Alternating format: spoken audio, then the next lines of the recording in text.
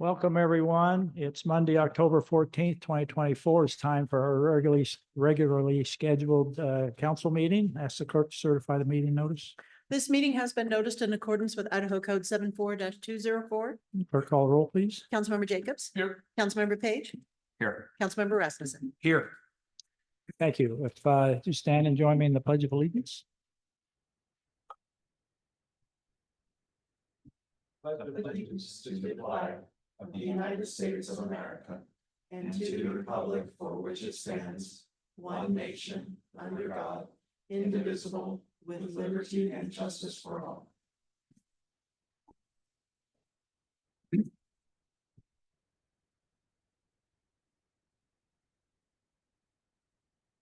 Item D is changes to the agenda. Mr. Mayor, Yes, sir. I would like to propose a change, based on a memo from mayor to city council, to the mayor and city council from, Director Schmidt. I'd like to insert this item as a new business, item I1. Okay. Council, I think you have a copy of that.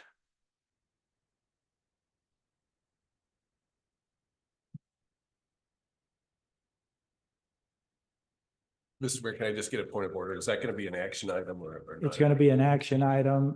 It's a emergency authorization for a public works related project to allow a project that needs to get started. Is that right, Jeff? Yes, sir. Okay. So it's an emergency. Okay, thank you, Mr. Mayor. Okay, I have a motion. Do I have a second? Got a motion and a second. Any discussion on the motion? All in favor, say aye. Aye. All right, motion carries. It will be added to the agenda. Item E is the consent agenda. Mr. Mayor, I move to approve the consent agenda as written. Is it the amended agenda? Did we get an amended one? I think on Friday. We get, Oh. Was there a change to the minutes or something? Is that? yes, amended minutes, I should have said. Yeah. Okay. Mr. Mayor, I'll withdraw my motion. So, Mr. Mayor, I move that we approve the consent agenda with the amended minutes. Okay. Second. Got a motion and a second. Any discussion on the motion? Hearing none, all in favor, say aye. Aye. Thank you. Motion carries. We'll move down to F1, Development Services Department Notice of Decisions. Mr. Mayor, Yes. may I poll the council? Yes.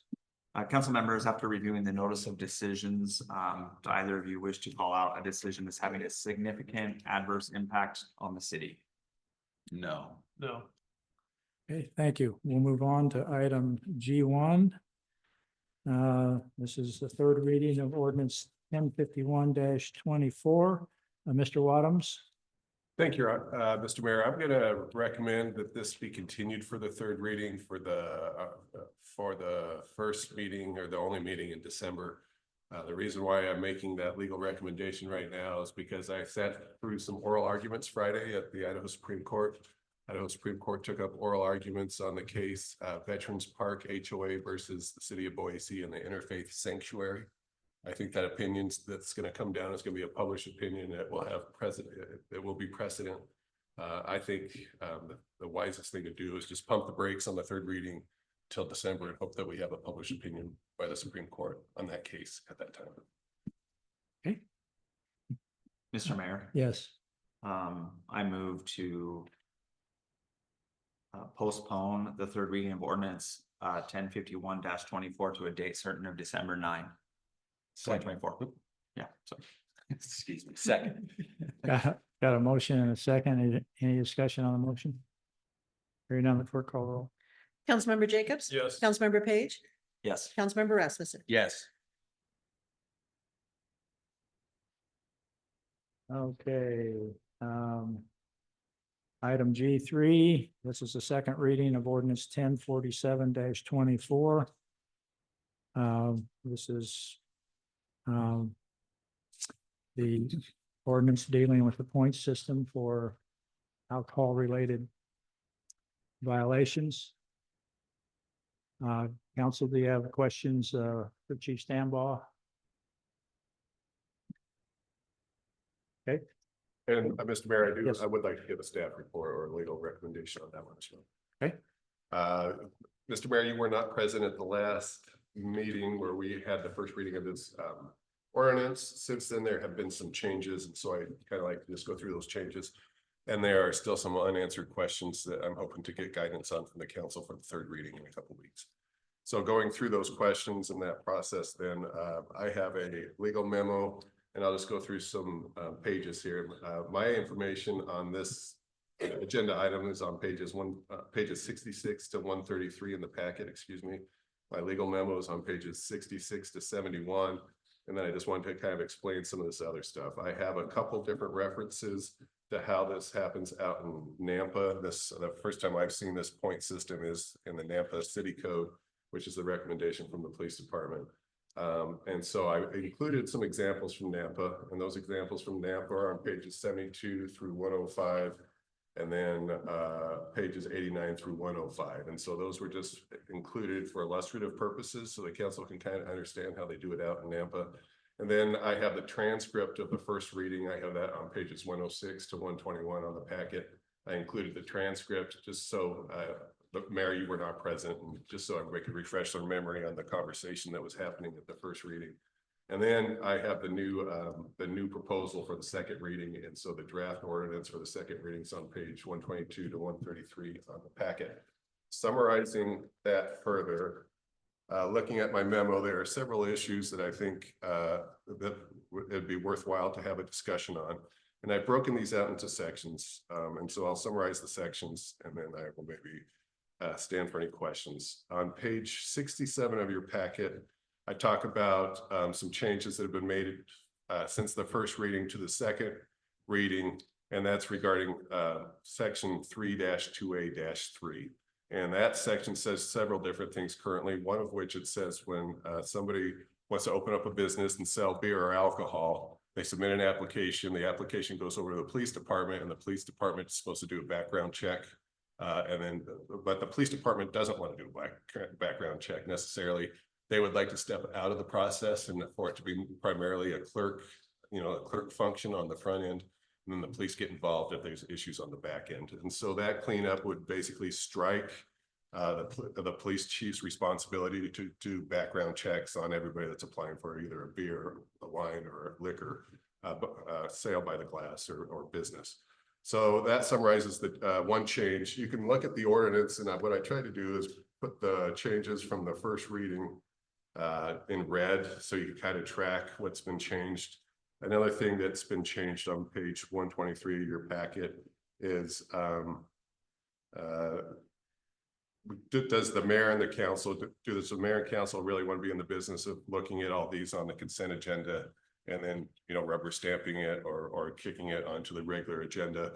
So this is an attempt to kind of streamline again the process. So it doesn't have to go to the police department. It doesn't have to be reviewed by the city council. It's between the applicant and the city clerk on the front end of things. And so that's the intent on that.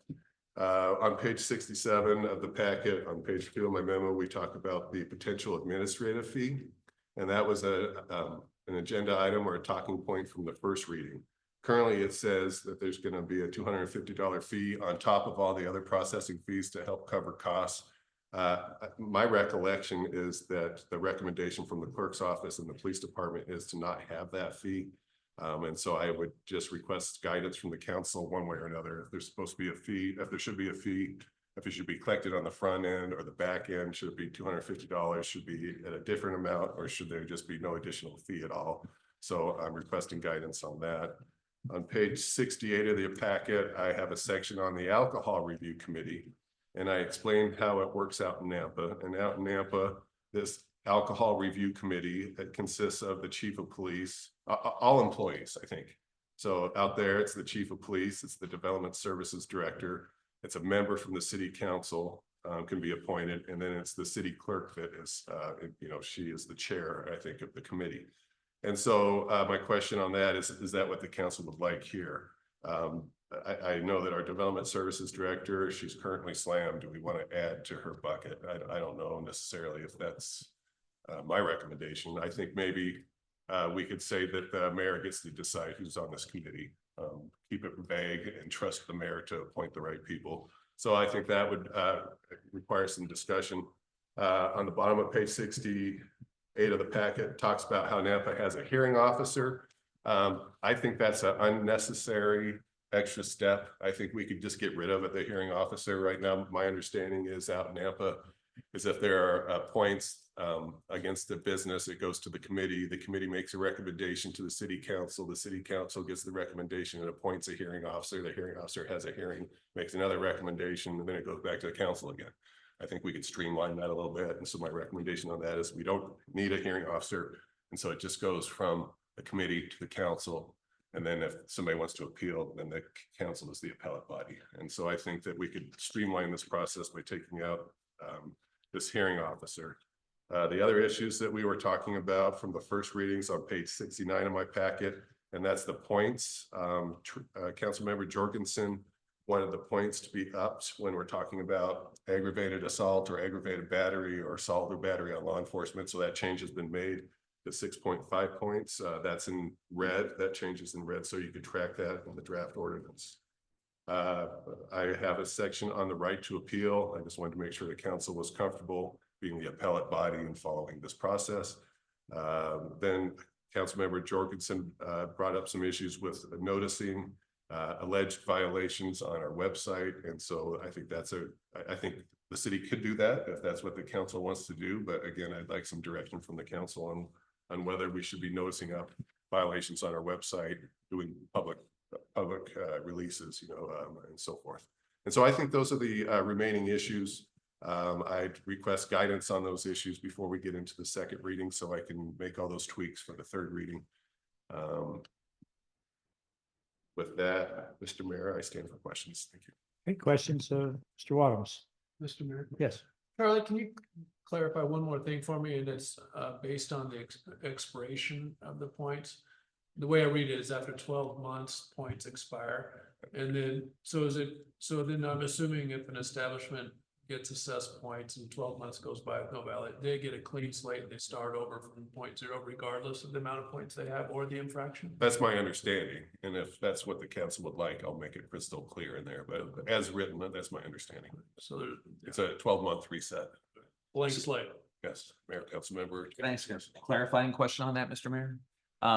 So if, let's say they earn 3 points violations over the span of a 1-year period, I imagine the points then come off each on the anniversary of each time that those points were given to them. Is that correct? Well, let me refer to, there's a whole section on that.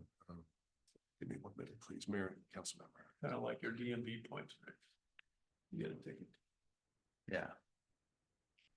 And I'm going to try, Mayor, council member, I'm going to try to answer your question. One of the things as I'm going through this, the people that might be involved in the committee do not want to meet monthly. So one of the changes was that they meet when they need to meet. I know there's a section in here. I don't know if I could answer your question right now. I could look into it and get back to you. My legal recommendation would be to draft this any way that the police department wants. So I see the chief of police here. If he has recommendations, that would be my recommendation as well. Yes, sir. So if I understand NAPA's correctly, it's on the anniversary. So it's kind of a rolling. Right. Okay, 3 points in January, then the January of the following year, those points would fall off.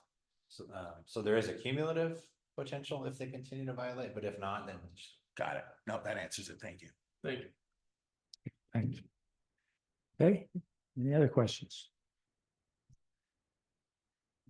So, Mr. Waddams, you want the guidance discussion before the second reading or? And then we could, yes, and then I'd request a motion for the second reading by title only as amended. But I think, Mayor, you could do it one way or the other, whichever your preference Okay, is. let's start,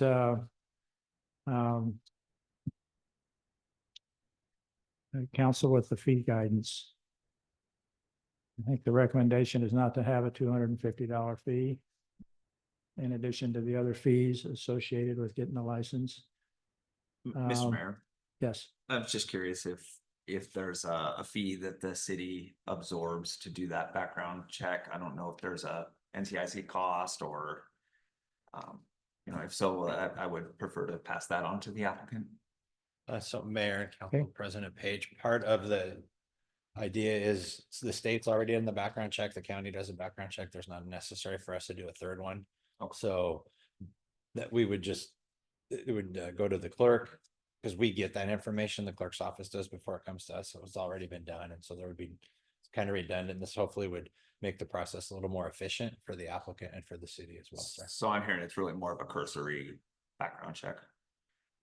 Yes, sir. Yeah, well, I don't know exactly what the state does, but for us, yes, sir, it is cursory, because there's really nothing in the law that says you can't have a license if you've done X. So, okay, so, but to get the state and county license that they also need, they do a background check. So the point is, we don't need to do one as well. We can take their word for it. Mayor and Council President Page, yes, sir. Okay. Sirs. Okay, so, so is everybody okay with striking the $250 back fee? I am too. Okay. What do you want to do for the committee makeup? Mr. Mayor, Yes, my thoughts about having a member of the council on the committee is, I don't really care for that, thought if the, council is actually, also the appellate body. I think that has bad optics. okay. What about, members of the staff being the committee? Any thoughts about that? Mr. Mayor, if I may, I do believe, legal advice from Mr. Wadhams is, probably the best way to handle it is make that a mayoral, decision, as far as the constitution of the committee, who the members are. I would agree with that as well. Yep. Okay, with the noted exception that no council members will be on the committee. And Mayor, members of the council, do you have a preference on whether these people appointed by the mayor are employees or volunteers, and we just leave that so the mayor can decide? I would say leave it up to the mayor. I agree. The only other question I have is, are these appointees, do they have a term? Is there a term of the committee? Not as written, but if mayor and council would like a term, I'm happy to write one in. Well, maybe we ought to visit about that, because I'm not sure I like an open-ended appointment. If there's another mayor at some point, which there will be, then that person may have a different interest in moving that around. Okay, so let's put a term on it and we'll discuss what kind of term. Yes, sir. What about noticing on the website? Mr. Mayor, Yes, it's a question for legal counsel on that. And it might not be a question that can be answered at this moment, but historically, is there a threat from a risk management position of such a statement perhaps being liable, even if worded as an allegation? Yeah, Mayor, Council President Page, yes, there's always that potential. So I mean, you're inviting people to get angry when you post those things. And I understand, if I recall, Council member Jorgensen's position on that from the last meeting was really to get the notice out that we're taking this serious, and really to encourage good behavior up front. So I want to honor and respect that suggestion. I just want to throw it out there to the council members that there's other things we might want to consider with publishing things on a website. Mr. Mayor, yes, I sort of agree with where Council President is going with his thoughts there. After our last meeting, I considered this some more, and I'm all for what Nampa has tried to do here and us trying to mirror that. the more I thought about it, the more I felt like maybe we should stop short of doing that extra piece. Because I felt like that could potentially put us in, a situation we may not want to deal with. So maybe down the road, if we want to amend the process, then maybe, but I feel like this is something that we know what Nampa is doing, at least from what I've read and seen, that it's working. That I think we should probably come out of the gates if we do proceed with this, sort of mirroring what they've done with respect to the recommendations that the city attorney just made, 10 minutes ago. Okay, just a point of clarification, Mr. Wadums. Once a party is noticed up, that document is a public record, is that correct? Mr. Mayor, so I would call it a public record that maybe is exempt from disclosure. If we lump it into the exemption of pending investigation, which we would do if it was pending in court or something, Okay, then it would be a public record, but it would not be discoverable or disclosable until after the matter had been resolved. is there a identified time component? I'm sorry, I don't remember every aspect of this, in which they have to appeal. Yes, it's all baked in. So once the appeal period is gone, then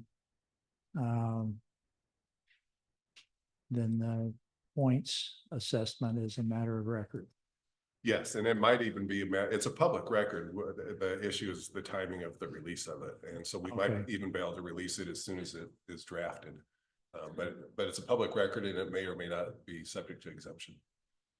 Okay, Before our third reading, I think we should revisit this to honor Councilmember Jorgensen's thoughts. But I would say that I would be much more comfortable if the council member wanted notice on the website, postponing that notice until a finding had been made and we were out of the appeal window. I'm much more comfortable with that. Mr. Mayor. Mr. Waddams, you mentioned, I thought in your memo, you said that the meetings they would follow open meeting laws. So True. if that's the case, wouldn't they be public from the get-go? If it's in the packet, it would be true from there. Yeah, it'd be public. from But the get-go. committee would not, I thought the committee itself, if they're meeting, would that have to follow open meeting laws? Yes. So Yes. it would be Yes. public right from the get-go. Mayor, Council Member Jacobs, I'd say at least part of it would be, whether the whole thing is, or I'm not sure, because I could see some things that the city did not want released, but I would say generally it's all public when it's drafted. And then the question is whether it fits an exemption or not. Yeah, all right. Perhaps. okay. So as far as direction to Mr. Wadums, we're going to noodle this a little bit with the general perspective that we want to make sure if it's posted on our website, that it's posted there with a defensible position. Personally, I don't want to see anything on our website that hasn't been codified in some way. And so once the appeal period's run, I'm not sure what our motive is in putting it on the website either. If we want to, there's a lot of punitive opportunities in this ordinance if it passes. I don't know if we need to add beat Seems to be that them over we're- the head publicly. The idea is, Lot just to implement the yeah, point system, have appeals, which would be public and all of it in front of council, but that's enough. yep. The idea is to change their behavior. So, okay. Mr. Mayor, we kind of skipped over the hearing officer on Oh. page 68 of the packet. Oh, I'm Okay. sorry, I missed that. Okay, the hearing officer, the recommendation is we don't have a hearing officer. The council is the hearing officer. Okay, Essentially. we'll just go, okay. I can take Yeah, that out. I'm trying to restate what you meant. I'm No, not yes. trying to speak for the council. Yeah, but that was the question. So that's the question to the council. See that? Okay. Mayor, council members, I see Councilmember Jacobs looking at me like, the question is whether you're, I think the question is whether the council would like a hearing officer. Or whether we just take that out of the process. So right now it goes to the committee, to the council, to the hearing officer, back to the council. Oh, I'd say let's streamline. Streamline it. Yeah. Concur. Sorry, I was like, wasn't following. I'm sorry. That's how the. Sorry, that's probably part of me. And then the clarification that points are attributed and fall off on their individual anniversary dates. And everybody understands that? Yeah. Okay. Did I miss anything else? Is the mayor and council happy or agreeable to the right to appeal? There's one thing, and that's on page 70 of the packet. There's one thing I'd like to strike, and right now the wording is what NAMPAS is, which is anybody that's aggrieved can go to a court within 28 days. That disclaimer feels a lot like a LUPA disclaimer or something. I don't think we need to provide that disclaimer, and I recommend we just strike that. I mean, it's not our obligation to explain what people's rights are all the time. So that's my recommendation on that. But other than that, if the council is agreeable to the right to appeal and the process involved. Yeah. I don't have any objections to that either. Well, Mayor, before hopefully somebody makes a motion, the other piece of this is, and I just wanted to bring it up, and then I'll make a specific recommendation too, but on page 126, 128, 129 specifically, on page 129 of your packet, that's the draft ordinance. It goes through a specific hearing procedure. And the city staff for the city has been trying to make recommendations that we take things out of our municipal code that do not have to be there. This hearing procedure does not have to be in the code. I'd recommend we take that out and we put it in a resolution. That way, if we have to change it, we change the resolution and don't have to go through the code amendment process. So that'd be my recommendation on page 129. Any objection to that, council? No. Okay. In favor of that. Yeah. Okay. Mr. Mayor, that's all I have. That's the guidance I was looking for. Thank you. Okay, with that guidance, the matter before us is the second reading of ordinance 1047-24 by Yes. title. Mr. Mayor, can I bring up one more Sure. question? Oh, certainly. I'm curious about the city attorney's perspective on this too. So on page 125 in the packet. Well, let me frame up my question first. So in reading the examples, the incident examples from NAMPA, there were a couple of them there, and I don't know how any of these ended up in the long run, but a bunch of them, I felt like there wasn't a preponderance of evidence that, you know, the person arrested became problematic at the establishment, at the licensed establishment. They could have become problematic, you know, before. There were some instances where they saw the police officer observed the person leaving the establishment and then driving erratically or whatever.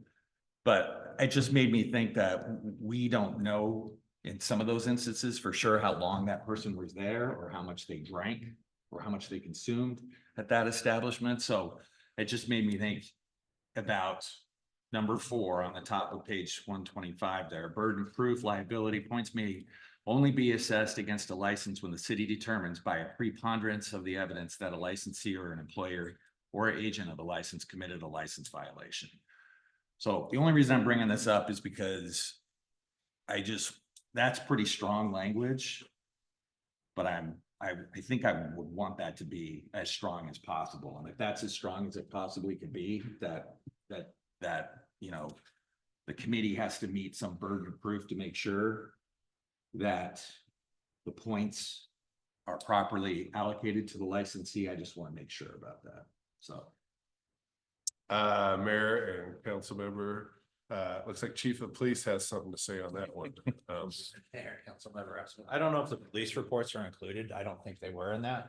So the committee would have access to a police report where the part of the investigation, and our DUI guys try to do this now, is where did you come from? Are there receipts in the car that would indicate how many drinks you had at a particular Got it. establishment, how long you were there? Is there one particular establishment we've had a lot of issues with? Oh, they have video inside. Well, we need to see that video. Okay, okay, Um, I appreciate that. And Okay, so that might be, I don't know if the reports were included, but that typically in our investigations you'd have to dig down a little deeper to get that 50 Okay. plus one preponderance of evidence standard. okay, I So- appreciate that. That's helpful. So Mayor and Councilmember Rasmussen, that there's basically three different kinds of burden of proof. There's the preponderance of the evidence, which is the easiest to prove. That's about 51%. Then there's clear and convincing, and then there's beyond reasonable doubt, which is the criminal standard. So this is basically the lowest burden of proof that there is. Okay, If the council would like clear and convincing or beyond a reasonable doubt, I'm happy to change that as well. But this is the lowest burden of proof, I think, that we have. We want to be able to prove it to some extent. So,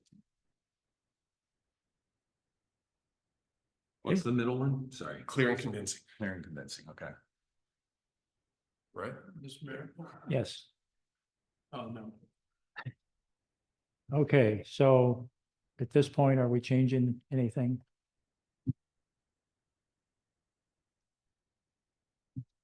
Mr. Mayor, I'm fine with preponderance of evidence as the burden. Okay. Okay, Yeah, I think based on the answer by the police chief, I'm okay with that too.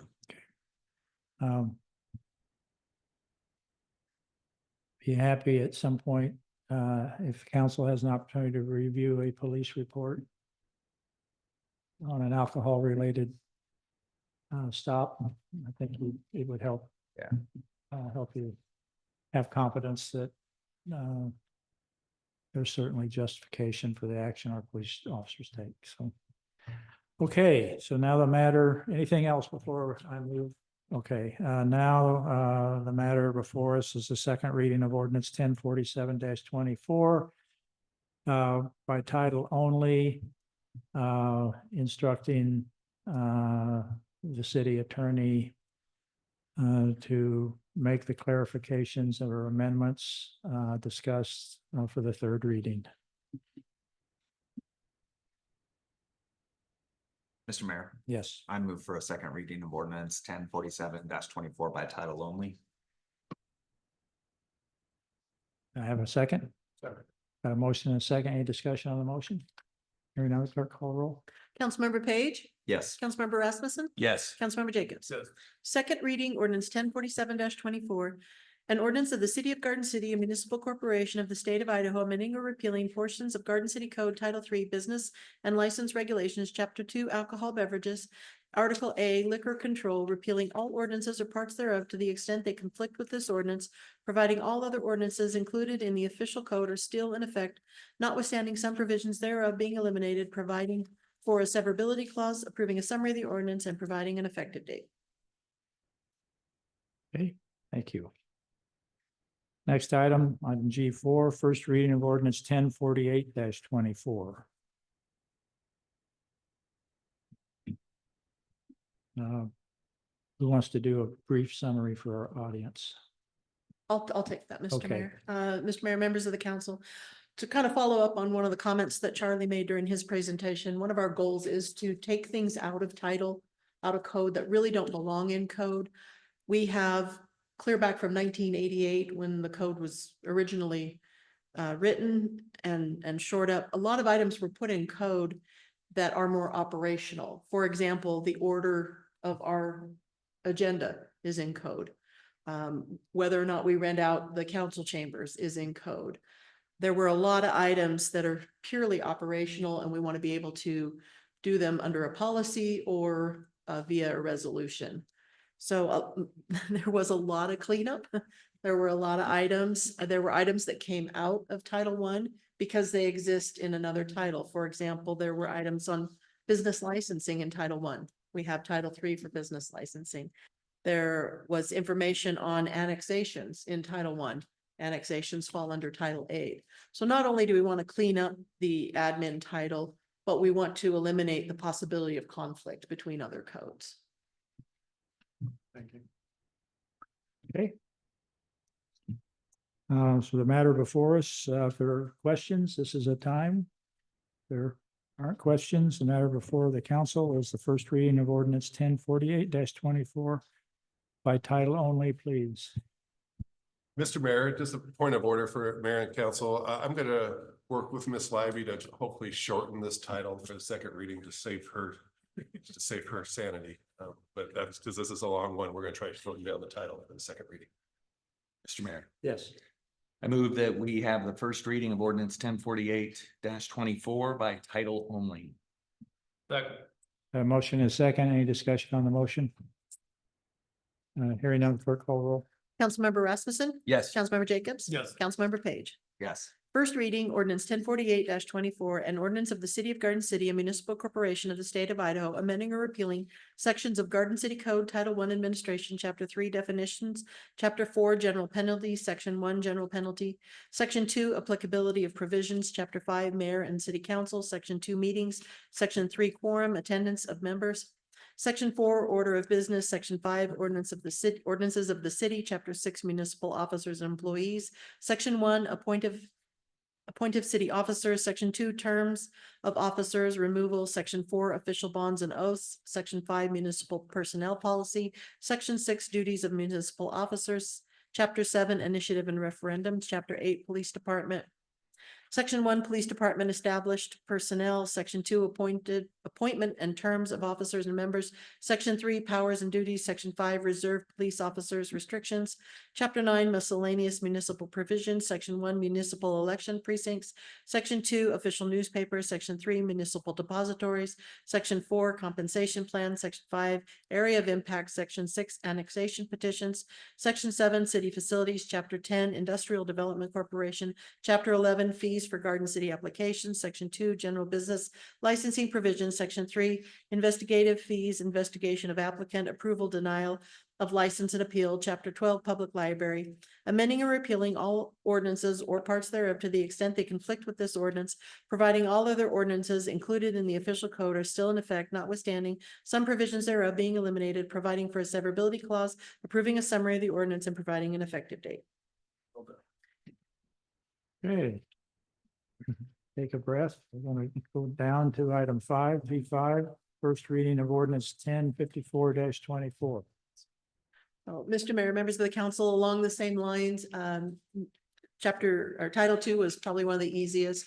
We really took out any of the items that made it more restrictive and put in items that made it more flexible, allowed the mayor to make appointments for committees as needed.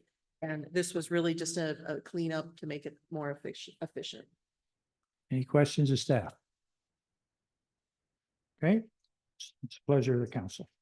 Mr. Mayor, Yes. I move for a first reading of ordinance 1054-24 by title only. Second. Got a motion and a second. Any discussion on the motion? Hearing none, the clerk call roll. Councilmember Jacobs? Yes. Councilmember Page? Yes. Councilmember Rasmussen? Yes. First reading ordinance 1054-24, an ordinance of the city of Garden City, a municipal corporation of the state of Idaho, amending or repealing sections of Garden City Code Title 2, Boards and Commissions, Chapter 1, Parks and Waterways Committee, Chapter 2, Library Board, Chapter 3, Garden City Arts Commission, amending or repealing all ordinances or parts thereof to the extent they conflict with this ordinance, providing all other ordinances included in the official code are still in effect, notwithstanding some provisions thereof being eliminated, providing for a severability clause, approving a summary of the ordinance, and providing an effective date. Thank you. Now we'll move to item G6. This is a public hearing for SUV FY 2024-5. Who's presenting? Okay. The order of business here will be, you can come up, sir. We'll have the applicant, or in this case, the applicant's representative, present the application, after which we'll have a staff report, followed by opening a public hearing. And anyone wishing to testify will have an opportunity to testify during the public hearing. Once the public hearing is closed, it will be presented to the council for deliberation and action. I should mention, after the public has an opportunity to testify, the applicant or the applicant's representative will have an opportunity to close out, clarify, or present any rebuttal to what the public testimony is. Before we start, council, does anyone need to declare a conflict of interest on this particular application? No. Okay, let the record reflect no declarations. With that, sir, if you would, give us your name and address for the record and welcome. Mr. Mayor, members of City Council, Ben Semple with Rodney Evans and Partners, 1450 West Bannock Street, Boise, Idaho, 83702. I'm here representing my client, the developer of the Zana subdivision. Address is 313 East 48th Street. Generally in the location of Adams and the intersection of East 48th Street. The preliminary plat is shown on the screen here, consists of 9 additional buildable lots to be created through a subdivision. There is an existing home on the front of the property. We're here because that home and this parcel right here was split off with a deed to sell this portion of the property back here. And that wasn't done through any sort of formal process. So the existing home is included as a lot within the subdivision to legalize that split.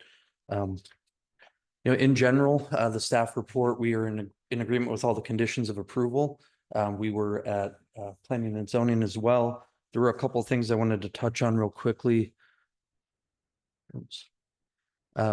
This is the landscape plan that was resubmitted after the design review application. We are on the consent agenda at planning and zoning, so this didn't get presented, but we have addressed all the conditions of approval on the landscape plan. One thing that in the staff report, one of the conditions of approval 4D discusses the number of plants required per square footage. I did send the planning staff member Hannah Veal an email clarifying that. The staff report indicates that we would need to plant 60 trees and 400 shrubs on the site. I believe that math was incorrect. The number of trees required would be 30 and the shrubs 200. We're providing 54 trees and 235 shrubs as designed on here. I just wanted to have that in here because that was, I guess it's a subheading under that 4D. And I guess if that could just get clarified in the final order. And then condition 12, the ability to serve. We have received that from both sewer and water with Garden City to service this development. There is a waiver request for the rear setback along the south property line here. And just as a point of clarification, that is to allow for balconies. Currently the code only allows for a 2-foot projection into a setback with a balcony. Because of the floodplain and how we're elevating these, we're trying to provide a really nice balcony off the back of these to get a 5-foot depth. So we're requesting the setback be 5 feet, but the main body of the structure will be 10 feet from the property line, and there will be a 5-foot balcony that doesn't encroach. It goes up to that 5-foot setback. In this, this developer is in conversations with the adjacent property owner as well to extend this roadway through and then loop it back out to 48th Street, kind of a mirror of this development pattern. And so this area right here, we anticipate there being a multi-use pathway that goes from the east out to the 48th Street frontage. And so we're trying to create sort of a green corridor there with eyes on that pathway as well. Just another reason we're asking for that waiver with the balcony or the waiver of the setback. We will be removing some trees, but with the trees planted, we will be fully mitigating for any tree removal on the site. I believe that's all the questions or clarifications I had with conditions of approval. I do have a couple other exhibits. This is the front elevation of the units that are along the access street. Again, this is the rear. These were done real quickly by the architect just to demonstrate some of the conditions that we addressed at design review. There'd be a bump out on the upper level to create some articulation, and then a trellis in between the units to help break up that wall, the masonry wall. This dashed line is where the finished grade would be. So the garages are set a little below grade. These are the floor plans, just real quickly. All of them have 2-car tandem garages. And this would be the front elevation. And then here you can see where the screen or the fence that we would place to screen the AC units, and then that trellis on the wall. Those are those trellises. This one does show those bump outs. And then these are the smaller units in the back. They're only 2-story, living on the second level, garage on the lower. That'll be the elevation of those. So I would stand in for any additional questions that you might have. These will be fee simple lots, so I'm looking forward to getting it done. Hey, questions? Mr. Mayor. Yes, sir. Mr. Pendle, thanks for your time today and appreciate your presentation. Can you talk about the goal of diversity of housing? How are you meeting that exactly with, is it just the 2 floor plans then? We do have 2 floor plans. The smaller units in the back anticipated to be 2-bedroom. The 3-story units would probably be 3-bedroom. They do have a flex space that could be a second or a 3rd bedroom in there. And then there is the single family home in the front that is, just a standalone. I think it's a small 2-bedroom currently occupied by someone. The owner lives out of state, but he's renting it out to an individual that lives there. So we feel pretty comfortable that we're providing kind of a step up here with unit sizes. Thank you, Mr. Pendle. Further questions? Okay, thank you. Thank you.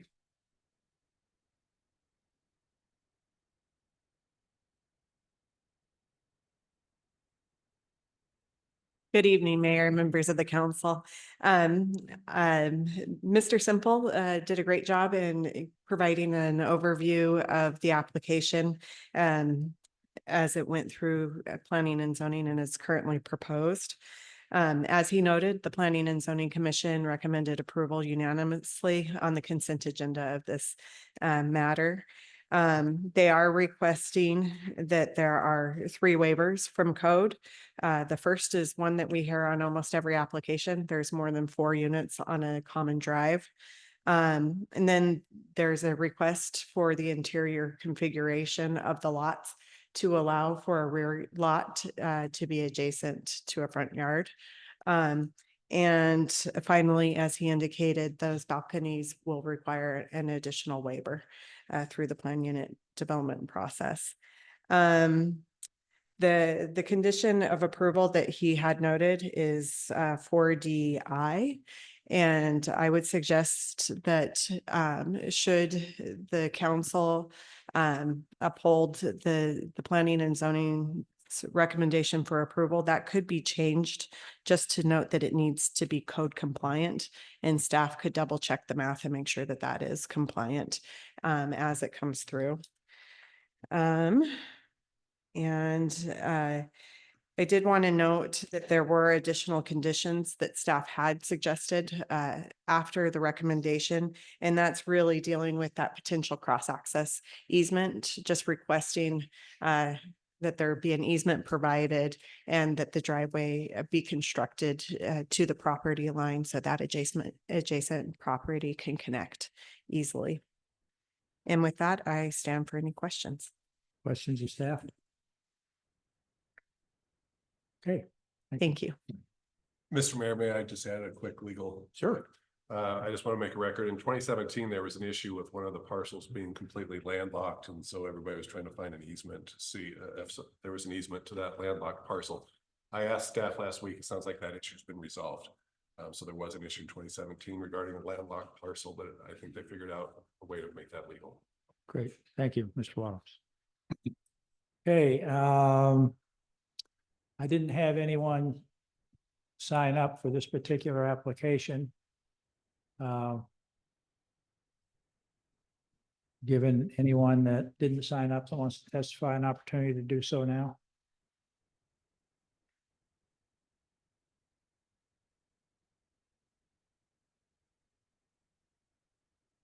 Okay, let the record reflect, there was no public testimony offered on this application. Ms. Pendle, you want to close out? Mr. Mayor, members of City Council, real quickly, the waiver on the common drive, we are designing this with the anticipation that we may need to address some of the properties off of it through Ada County. And so it is going to be built and as a private street. So it will, and then we are in agreement with the conditions to provide the cross-access easement to the adjacent property.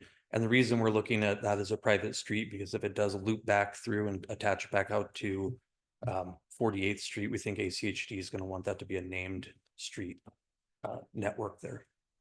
Okay. I would stand for any additional questions. Additional questions? Great, thank you, sir. Thank you. With that, I'll close the public hearing, turn it to the council for action.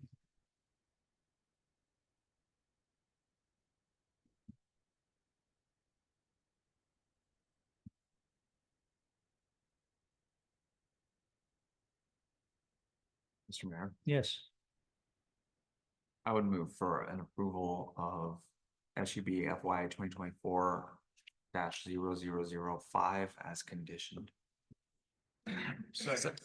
got a motion and a second. Any discussion on the motion? Mr. Hearing none? Mayor? Yes, I just wanted to talk with the council members about this on the discussion. I came into the meeting with a couple concerns. The biggest I had was the landscaping plan from the staff report and then the setbacks. But as I understand it now, the setback waiver is really sounds like more of a feature than a deterrent. So anyway, I just wanted to know, because I know there were some concerns in the staff report. any further discussion? Okay, the motion is to approve SUB FY 2024-5 as presented. That would include the findings of fact and conclusions of law forwarded from the Planning and Zoning Commission. Okay, clerk call roll. Councilmember Page, Yes. Councilmember Rasmussen, Yes. Councilmember Jacobs. Yes.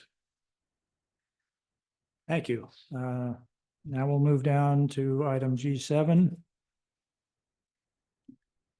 This is a public hearing as well on DSR FY 2024-13. We'll basically follow the same procedure. Councils, anyone on the council need to declare a conflict on this issue? No. No. Okay. Let the record reflect no conflict declarations. Abby, you ready? Okay. We'll essentially follow the same order that we did on the previous application. We'll hear from the applicant's representative here. Then we'll get a staff report. Then we'll open the public hearing. I have a number of people who wish to testify. And then the applicant's rep will have an opportunity to close out. Okay.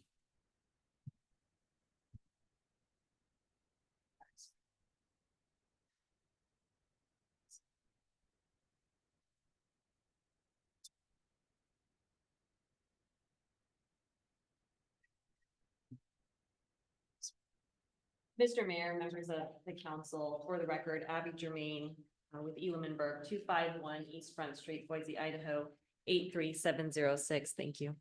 I'm here on behalf of my client, Fisher's Technology and Hatch Design Architecture.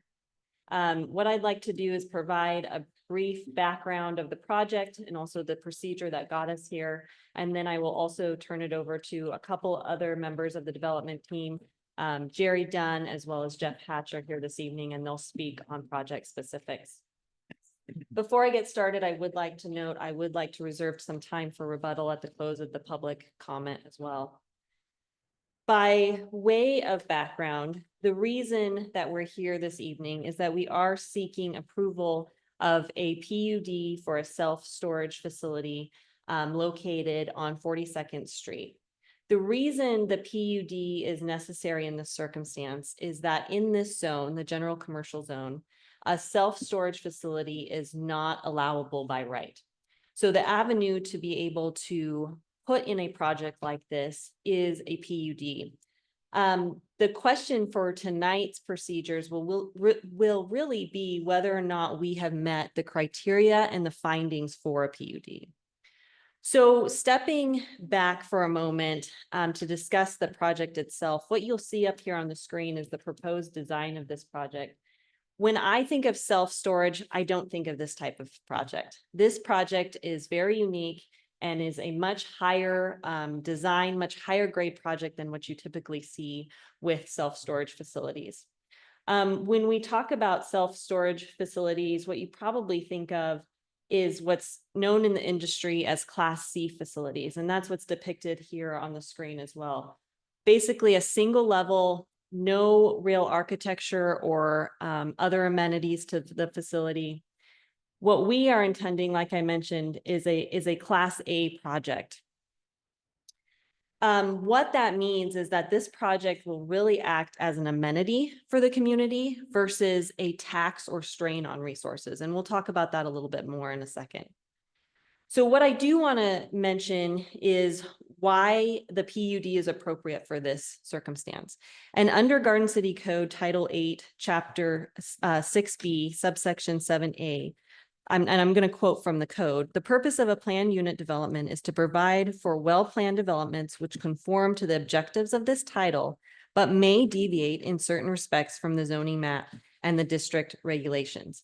This is the exact circumstance we have here. This is a well-designed project that is well suited for this area, but it is not an allowable use within this current zoning. So there certainly are other options that we could pursue, a rezone, a code amendment, but this option with a PUD is the best, most efficient way to get this project in this location.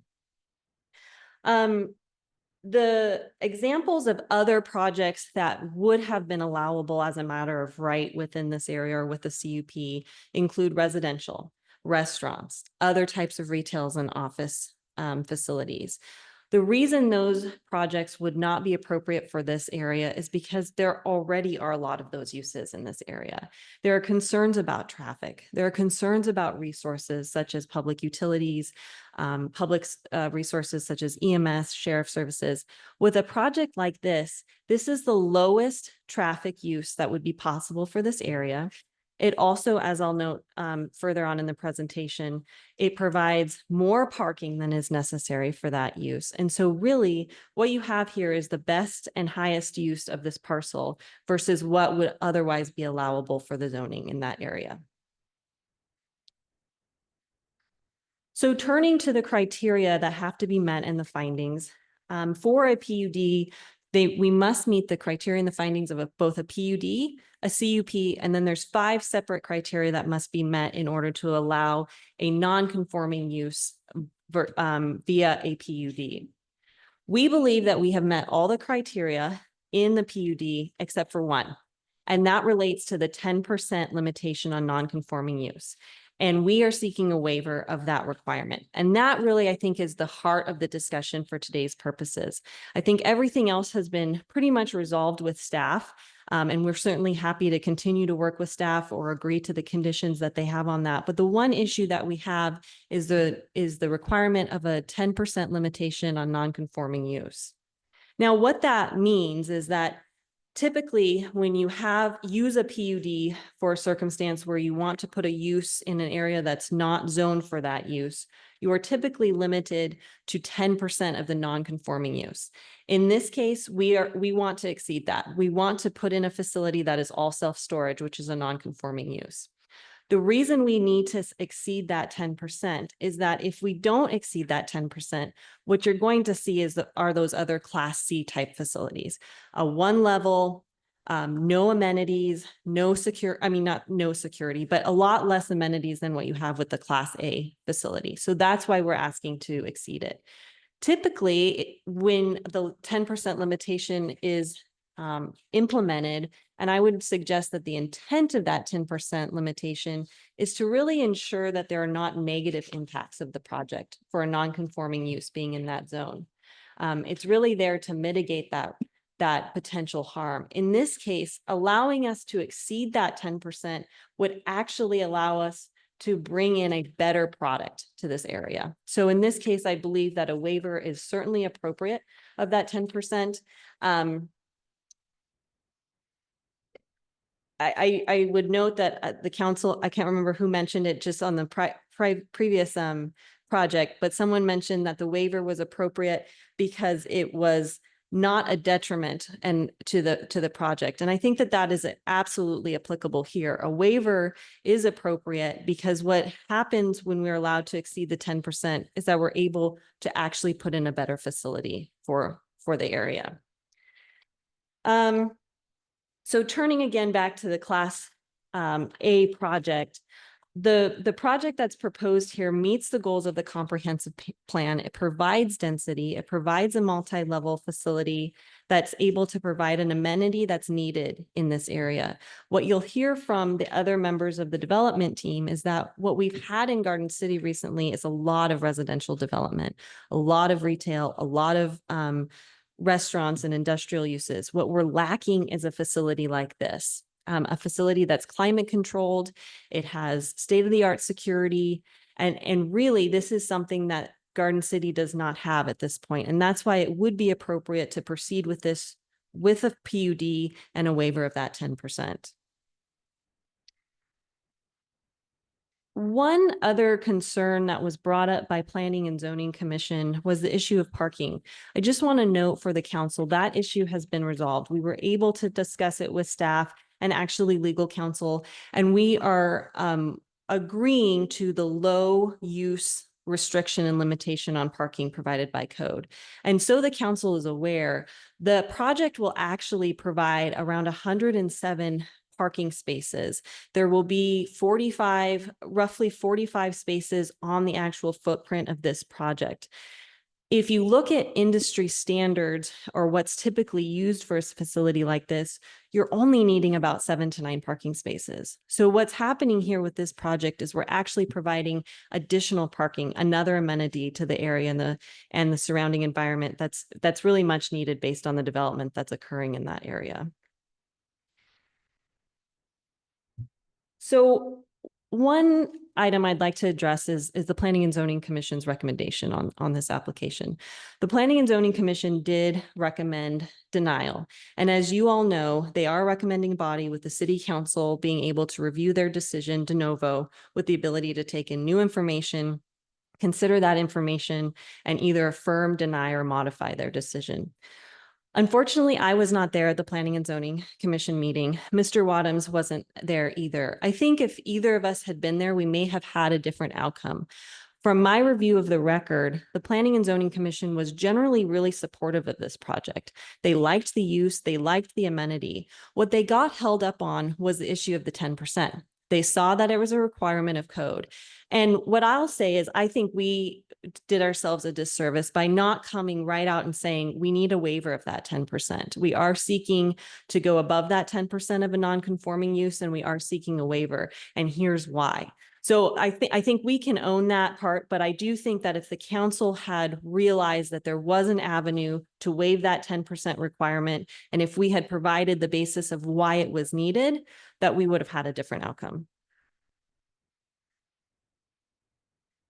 As you'll see in Ms. Veal's staff report to the council, I think the confusion there is iterated in that staff report where she says a waiver is not requested by the applicant. We just want to make clear we understand that there is that 10% limitation and we are seeking the waiver. We understand that that's necessary in order to get approval of the PUD.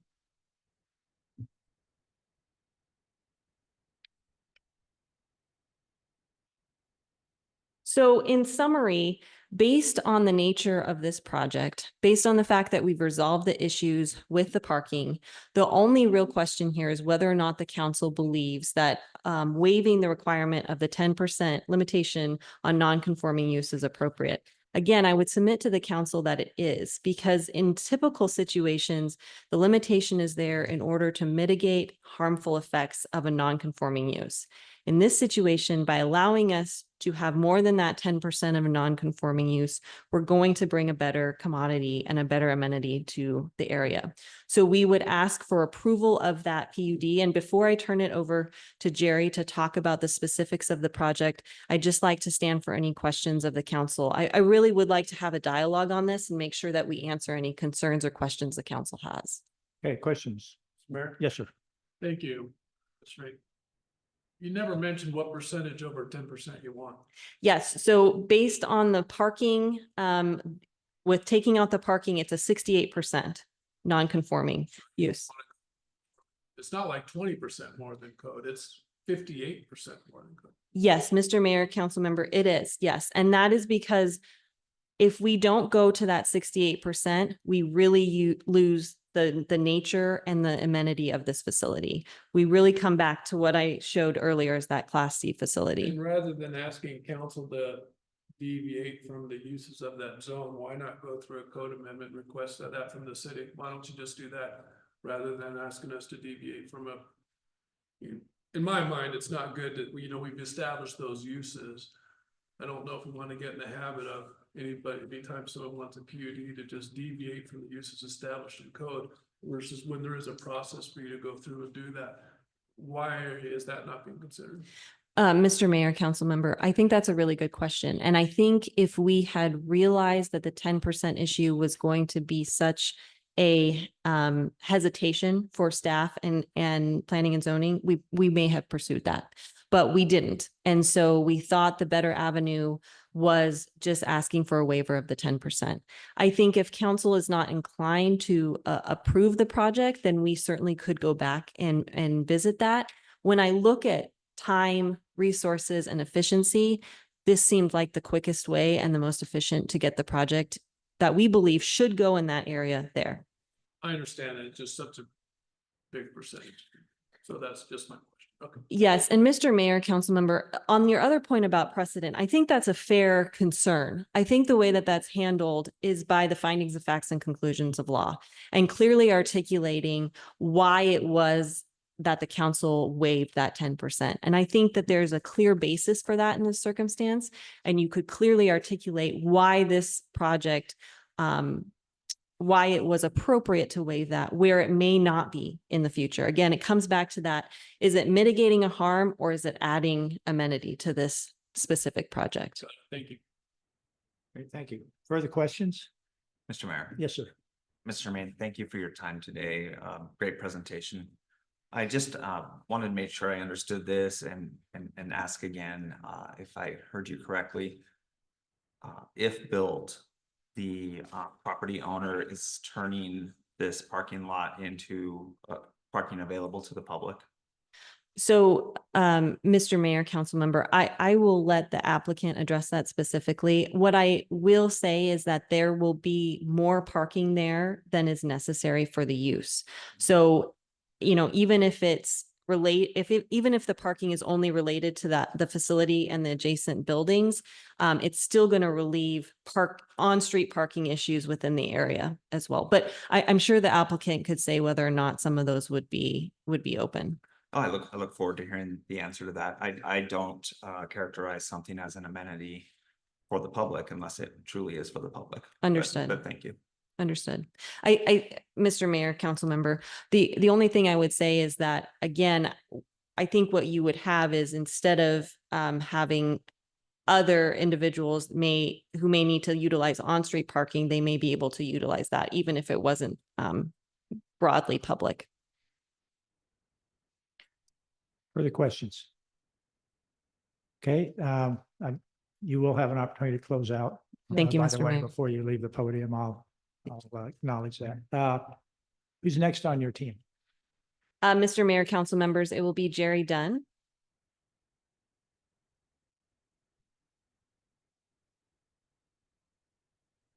Welcome, Mr. Dunn. Oh, Pleasure to see you. You would give us your name and address for the record. sure. Thank you for having me tonight. Jerry Dunn, 115 West Sherman Street in Boise. And just for the record, I'm consulting with the Fishers team on how to potentially develop this interesting piece of real estate that they have. As by way of background, I moved to Boise about 3 or 4 miles away 30 years ago. So even though I'm not a native, I consider myself a local. My day job, I started and run a commercial real estate finance and investing business called A10 Capital, based here in Boise. And although we're based in Boise, we have about 60 employees. We do everything outside of Boise. So we've invested in projects in 40 different states. I personally reviewed probably 50,000 of them, and we've put out about $7 billion.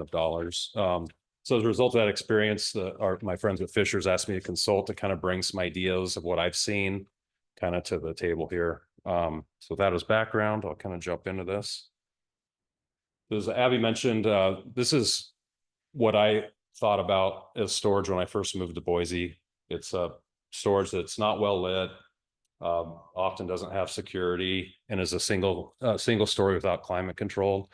Not something that I felt comfortable going to at night, and certainly wouldn't want my daughter to go to. But most of this Class C product is built on a larger parcel. It's typically you see 4.5 to 6 acres to develop that. What I've seen in my travels is Class A storage in other cities. The one on the left actually is one that I personally developed and own up in Seattle. You can see it's multi-story, it's well lit, and it's climate controlled. The one on the right is also climate controlled. It's actually here in Meridian, and it was built by Hamish here, who's in the audience here at Forge Buildings, who's one of the largest self-storage builders out there. Again, very different than the Class C. So if we kind of look at the difference between Class A and Class C, we mentioned many of these things, but Class C typically has limited visibility, typically a secondary thoroughfare, whereas Class A is typically highly visible on a major thoroughfare. And I think the area in red is the most important thing to bring up. Class C is limited lighting, often just a chain fence. Class A is highly lit, highly secure, cameras, all sorts of protocol to help the customer stay safe. Class C stored items are subject to the elements in Boise. We obviously have very warm summers and very cold winters. Class A facilities are climate controlled, and you can only really get that by having multi-level stories. Single story self-storage typically isn't climate controlled. And then finally, there's minimal architectural design on Class C, whereas we think Class A has some interesting design elements. As Abby mentioned, we think that this product would be an added benefit to the public in Garden City. Specifically in my research, I noted that the highest percentage of folks in this area are females. And so well-lit, secure climate control, I think, caters well to the female demographic. There's obviously a burgeoning wineries and breweries, which those businesses could use. This project will also have humidity and temperature control for wine storage for customers. So we think that kind of plays into kind of the trends in Garden City. And finally, I was taking a look at Ada County and noticed that within Ada County, Garden City has the highest percentage of renter-owned or rented properties, meaning the lowest amount of owner-occupied single family, and obviously apartment renters generally rent more self-storage per capita than single family homeowners. As you all know, Garden City has had experienced explosive growth in residential. Just to kind of put it on the paper, some really beautiful Class A apartments have been built around the area. I won't spend much time on them other than just to kind of level set. And here's some additional ones that have also been developed in the area. I've done some research, and we see that potentially, despite all the additional apartments that have been built recently, there could be another couple thousand units coming down the pipe. And I've heard of some experts project that population in Garden City could explode between 20 to 35% in the next 5 years. So with that, despite all that, there really hasn't been any self-storage developed since 1995 in Garden City. Typically in storage, the trade area is a 3-mile area. So I went and pulled data of all the self-storage competition in the market. And as you can see in Garden City, It's primarily Class C product. And the last one built was in 1995, and some observations kind of in this 3 mile trade area. Most of them are Class C. There really is no Class A climate control product, and really only 3 facilities have been built, not in Garden City, but kind of in that 3 mile radius in Boise. As Abby mentioned, we believe that self-storage has the lowest impact to traffic. On average, only 25% of users visit self-storage each month. Favorable traffic patterns. So most renters come to their self-storage facility Saturday mornings or evenings, which doesn't contribute to rush hour. And then finally, there's really no significant parking needs. A facility like this only needs, sort of 7 to 9 parking spots. I also considered, what are some other potential uses of this site? One could be another Class A multi-story apartment. My guess is you could put 150 units on that site, but that would be 150 cars barreling down 42nd Street. One could potentially build a 40,000 square foot warehouse with 1-to-1 parking. That's 40 traffic spots or 40 cars plus box cars going down narrow 42nd Street. And then lastly, potentially an office, multi-story office building. Typically in office, you need, 3 parking spaces per 1,000 square feet. That would be 300 cars. Self-storage based on the usage is only going to have on average 5 to 10 cars per day visiting the site. So we think it's the lowest impact from a traffic perspective. The other item I think it's important to consider is traffic and life safety. You can see here in the red, that's 42nd Street, very narrow. Especially if you have a truck going down that street, there's a lot of traffic already. There's already a significant amount of foot traffic between all the apartment units. I think there's about 500 units that have been developed in that sort of 2 to 3 block area. And then as I highlighted in yellow, you have the Boys and Girls Club as well as Future School, which adds to foot traffic. So again, we think having a low traffic use is important to traffic and safety. Some other positive attributes: doesn't add to the burden of police and fire departments. It doesn't add to students going to public schools, and self-storage also has minimal environmental impacts. Also, tax benefit to the Garden City. Class A storage is a significant source of property tax revenue for local government, and we believe this could provide one of the higher tax benefits of any sort of commercial business. In my travels, kind of an interesting case study. Down in South Florida, there's a flourishing city called Wynwood, Miami. I had the pleasure through a business network I'm involved to meet the 2 primary developers. This is a city in 2009 that was basically an industrial district. And over the last 12 years, it's been gentrified into a thriving neighborhood that consists of breweries, art galleries, offices, and multifamily. And I'm not suggesting that we want to make it look like this, but they use street art to sort of promote sort of community and culture. And I thought it was kind of interesting. It's arguably probably the most thriving kind of neighborhood within the entire city or in the entire country that I've seen. So taking a page out of that playbook is kind of what we tried to design with Mr. Hatch here, is something that kind of speaks to the neighborhood, speaks to the community, and speaks to sort of all the different things and all the benefits going on in Garden City. So in summary, we have a temperature controlled, well-lit, highly secure product. We think it's a good benefit for the demographics. There's been virtually no storage built in the last 15 years, despite significant increase in residential. It's the lowest traffic impact, minimal impact to the police, fire, schools, and environment. And we think it'd also be a benefit to the city from a tax perspective. So we're very excited about bringing this idea to Garden City, and thank you for your time. Thank you. Great. Any questions, Council? Great. Thank you, Mr. Dunn. Thank you. Jeff, come on up.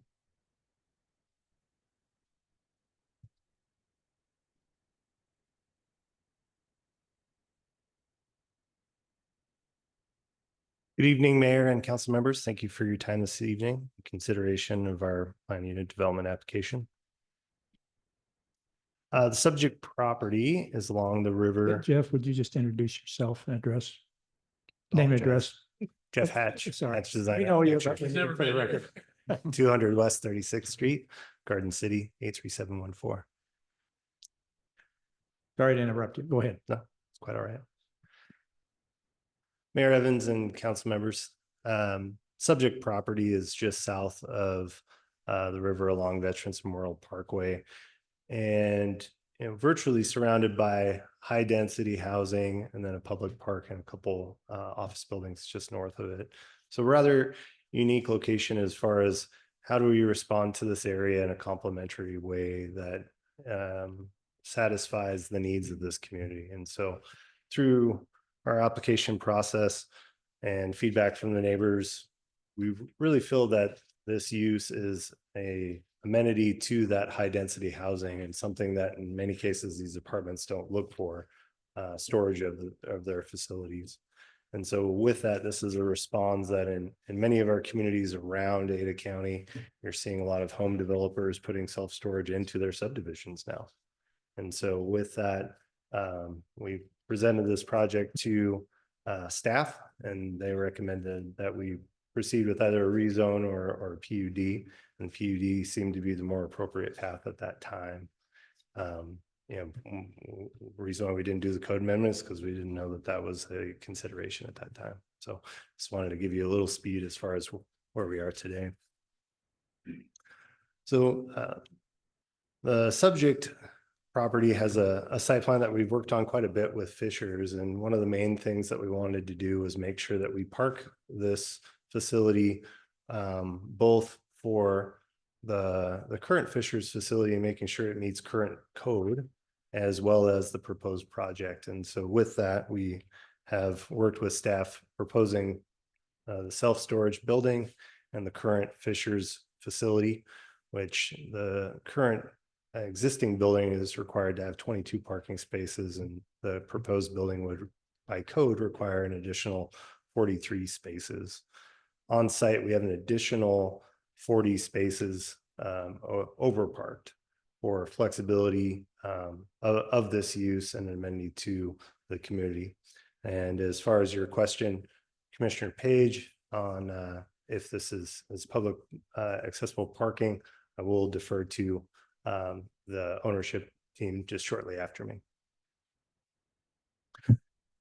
With that, we did get design review back in September and worked with design review on adjustments and refinements to the facade and to the facility and the layout of where they wanted to have the office and the amenities in order to better address the community and better address the street and present a project that's going to be attractive now and have adaptable qualities in the future with graffiti and public art that over time could be readdressed and rebranded.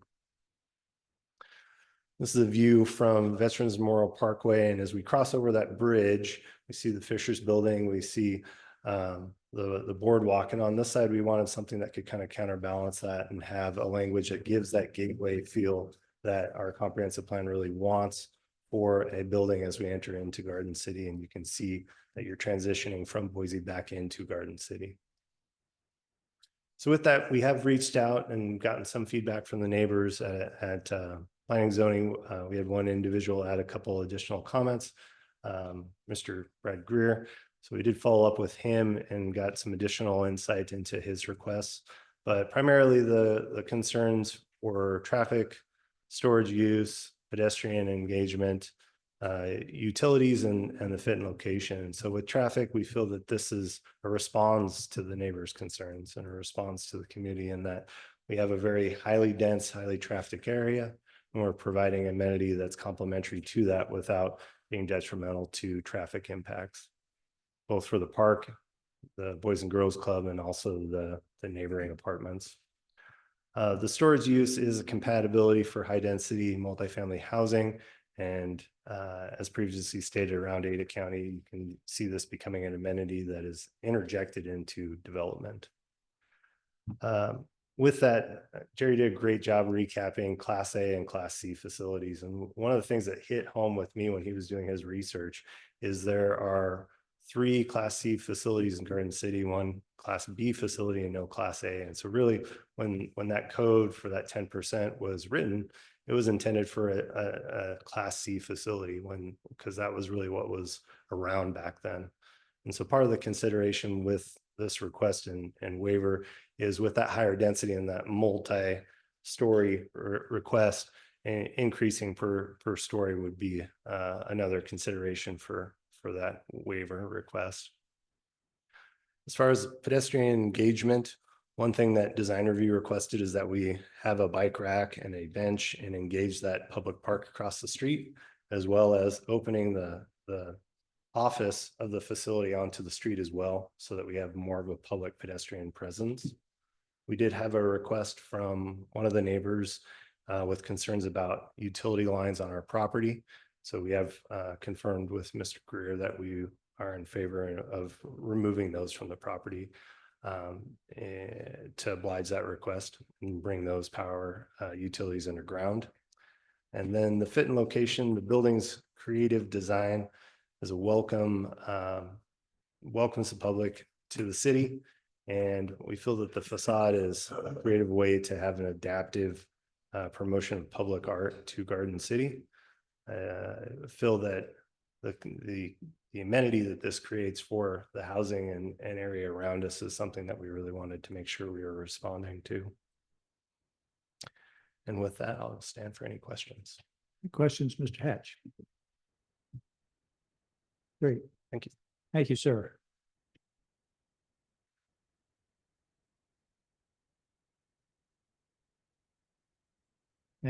Abby, is that everybody on the team?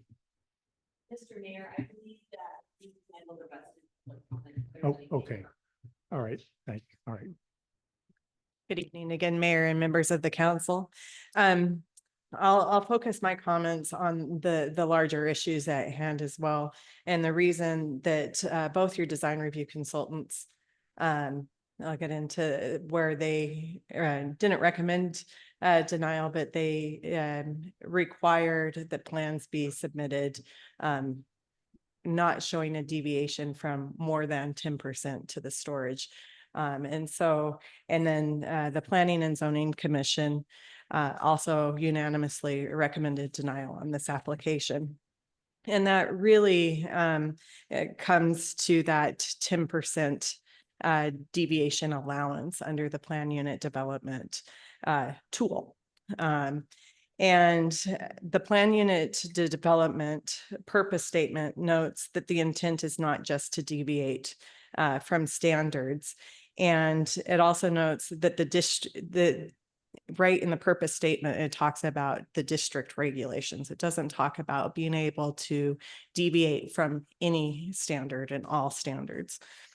And so the Planning and Zoning Commission felt that the applicant was essentially trying to do a rezone of the property utilizing the plan unit development tool, and felt that that was an inappropriate, not an appropriate tool to utilize. And they didn't get into the merits of what type, Class A, Class C storage facility, whether it looked great, whether there was a need. There were testimony both in opposition and mostly in favor of the application. But regardless of the support or opposition, or whether you like an application or not, if it doesn't fit the tool that's being utilized or fit code, then you must deny that application. And just to defend staff a little bit, it was noted that staff recommended to utilize this tool. I wasn't present during those conversations, but what I understand from staff is a note, they had noted that the plan unit development tool does allow up to 10% deviation, and did not understand that it was a 68% deviation that would be requested. Another point of confusion a little bit is around that parking waiver request. And so as reviewed by design review, the application was reviewed as an office because the materials came back in showing only 10% of storage. And so if there's not a use that's identified for the remainder of the square footage, code says that that is to be considered a high use classification.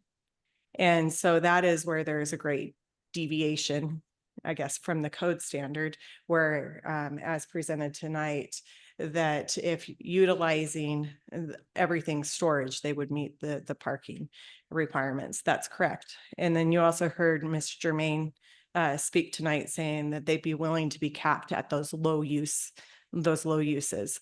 And so that if you should move forward, that would be a condition that you would need to consider, that it would need to be capped at low uses. And then we still wouldn't be able to quite do the parking analysis on the back of a napkin, I don't think, tonight, without knowing what the uses are, whether they fit or not, but there could be a cap. And then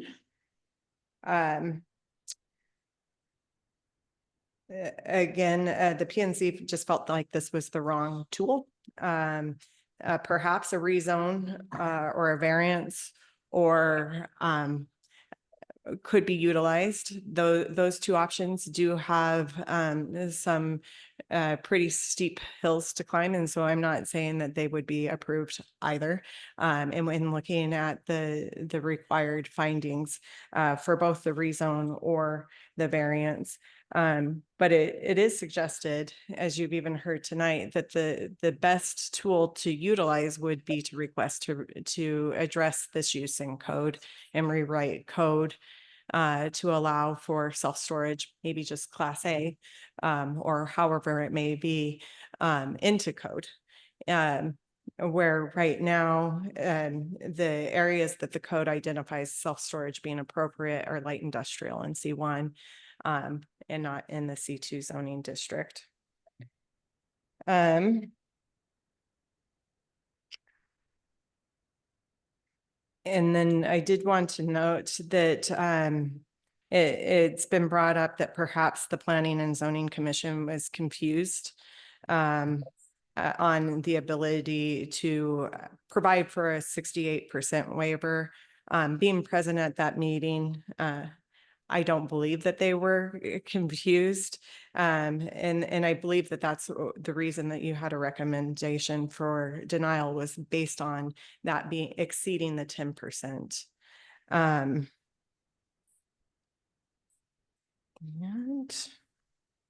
with that, I also wanted to talk about the comprehensive plan and just note that this area is in two designations, one of which is the residential mixed use destination, and the other is a destination node, which is intended to ultimately be supportive of transit.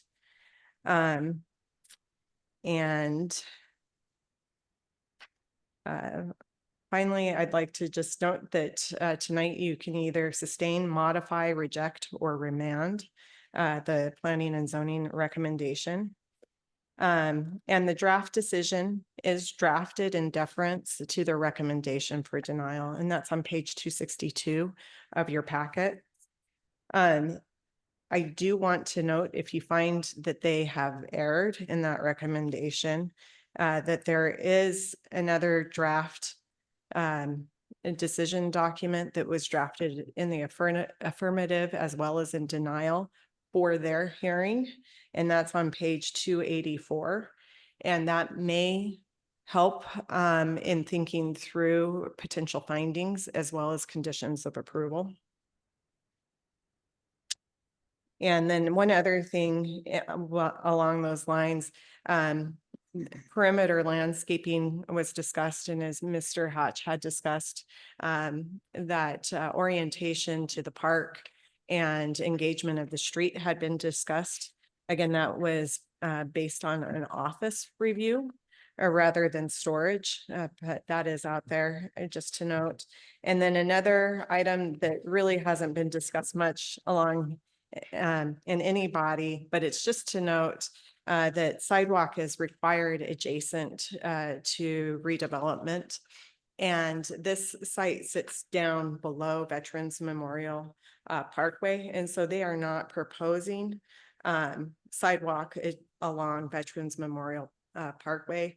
And all the way through the process, staff design review felt that that was appropriate because of the grade change. And so it's not directly adjacent. But I did want to note that because some could find that that is another deviation. And with that, I stand for any questions. Thank you. Questions? Okay, thank you. Thank you. Okay, I'll open the public hearing at this point on DSR FY 2024-13. And I've got several people that have signed up. In no particular order, just the way they got shuffled and handed to me. Leah Wilhite, is that correct? Welcome. If you would give us your name and address for the record when you are ready.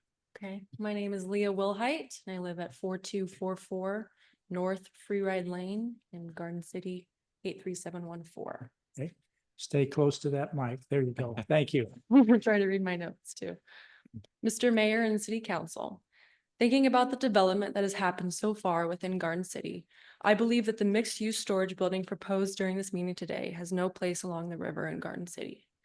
This section of the city, according to Garden City's comprehensive plan document, has been designated as a neighborhood destination node. According to this document, the neighborhood destination node, along with the mixed-use residential zoning, allows for residential and commercial uses in a form and scale that is residential in character and design with no more than 2 stories.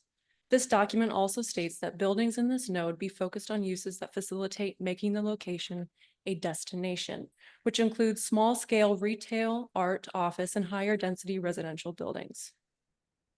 This storage facility will go against the comprehensive plan outlined by the City of Garden City. Lost my notes. This property is not a small-scale office or retail building, but a 5-story storage unit. The proposed property would not make this location a desirable destination. With it being next to a school, the Boys and Girls Club, a park, apartments, and my own home, this property does not match the rest of the area in both usage or design. This lot is zoned to C2, and it seems to me after the multiple hearings and all of the design document submissions that Hatch simply does not care about your zoning rules. Zoning laws for C2 specifically detail storage facilities as a prohibited use. They have asked that the PUD exception of 10% be expanded almost 7-fold to account for 68% of the building for prohibited storage purposes. While this is a Class A building, as you heard today, zoning laws do not change based on the class type of a proposed building. No matter how you string it, this is still a storage unit. All of the individuals that voted in favor of this building at the previous planning and zoning meeting are all, after quick LinkedIn and Google searches, somehow affiliated with Fishers and the construction of this project. None of them will have to deal with the consequences of living next to an unsightly storage facility that does not serve the neighborhood, create community, or affect desirable activity so near to the Greenbelt. It does not contribute to making this section of the Greenbelt a destination, as is expected of a building located in the neighborhood destination node and C2 zoning along the Greenbelt. This project is not an amenity for the community and benefits Fishers technology rather than the neighborhood. This project is a stone's throw away from the Greenbelt. The reason this area of Garden City does not have any buildings such as this is because of the zoning laws and also because of the lack of need. Garden City has approximately 5 miles of riverfront access. Let's save buildings of this nature for south of Adams Street, not on prime real estate along the Greenbelt. The Garden City Planning and Zoning Commission recommended denial of the application on September 18th. I would also like to note that this is not simply down to the violation of the 10% PUD. Regarding the PUD, this project is non-compliant on 15 of the 17 findings. I would love to see this property developed into something that the entire neighborhood would benefit from, something that is not blatantly and irreverently non-compliant with the planning and zoning statutes for this Garden City. In the initial design review submitted by Hatch Design in June, they stated that the building will be conveniently located to serve the local neighborhood. That's a quote from the document. I have never spoken to anyone from Fishers Technology or Hatch Designs, but I would love to in the future so they can actually have input from the neighborhood on what would positively serve the local neighborhood. Thank you. Thank you. Question, council? Great, thank you. Appreciate it. Hamish, Paul?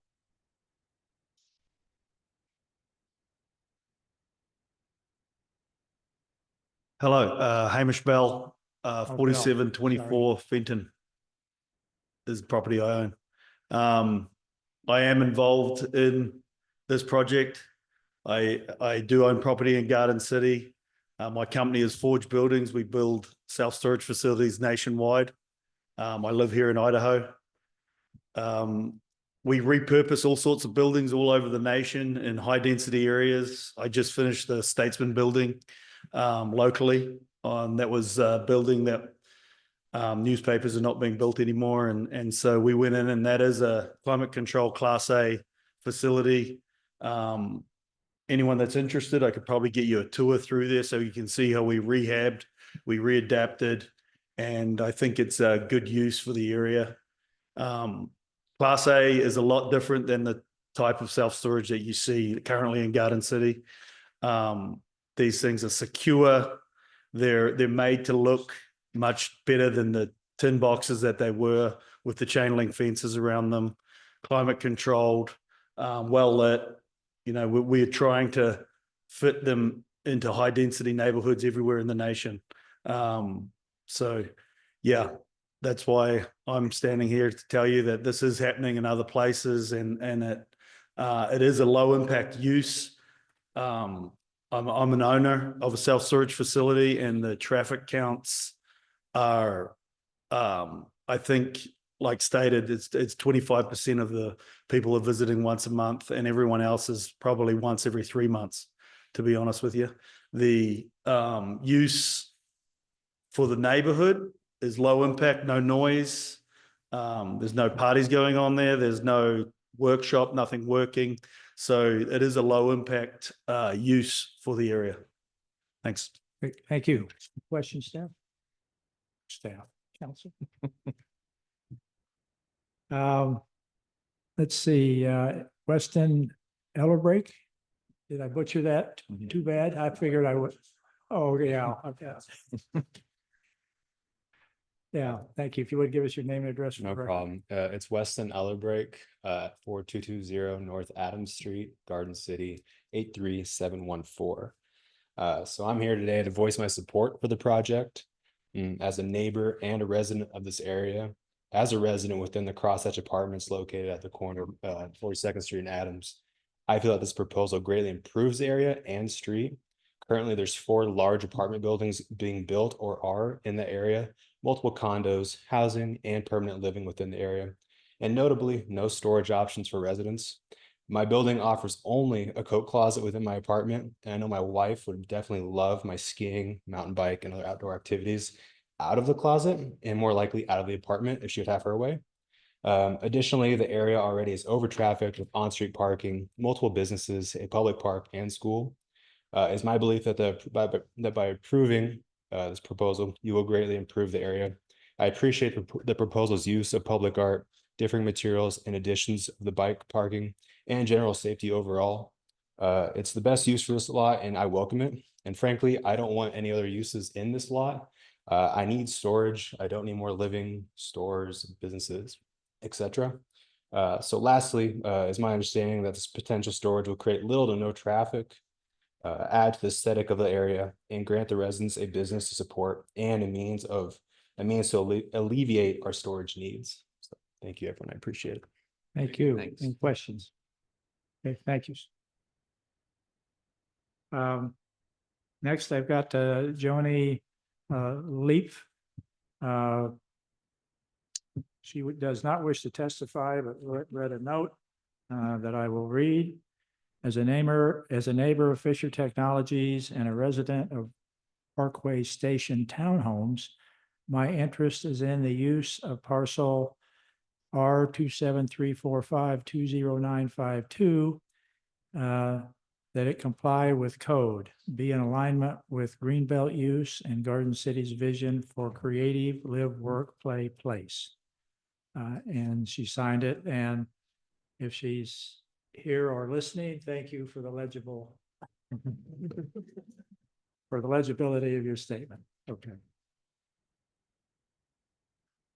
Next, I have Angela, is it Reed? Yes.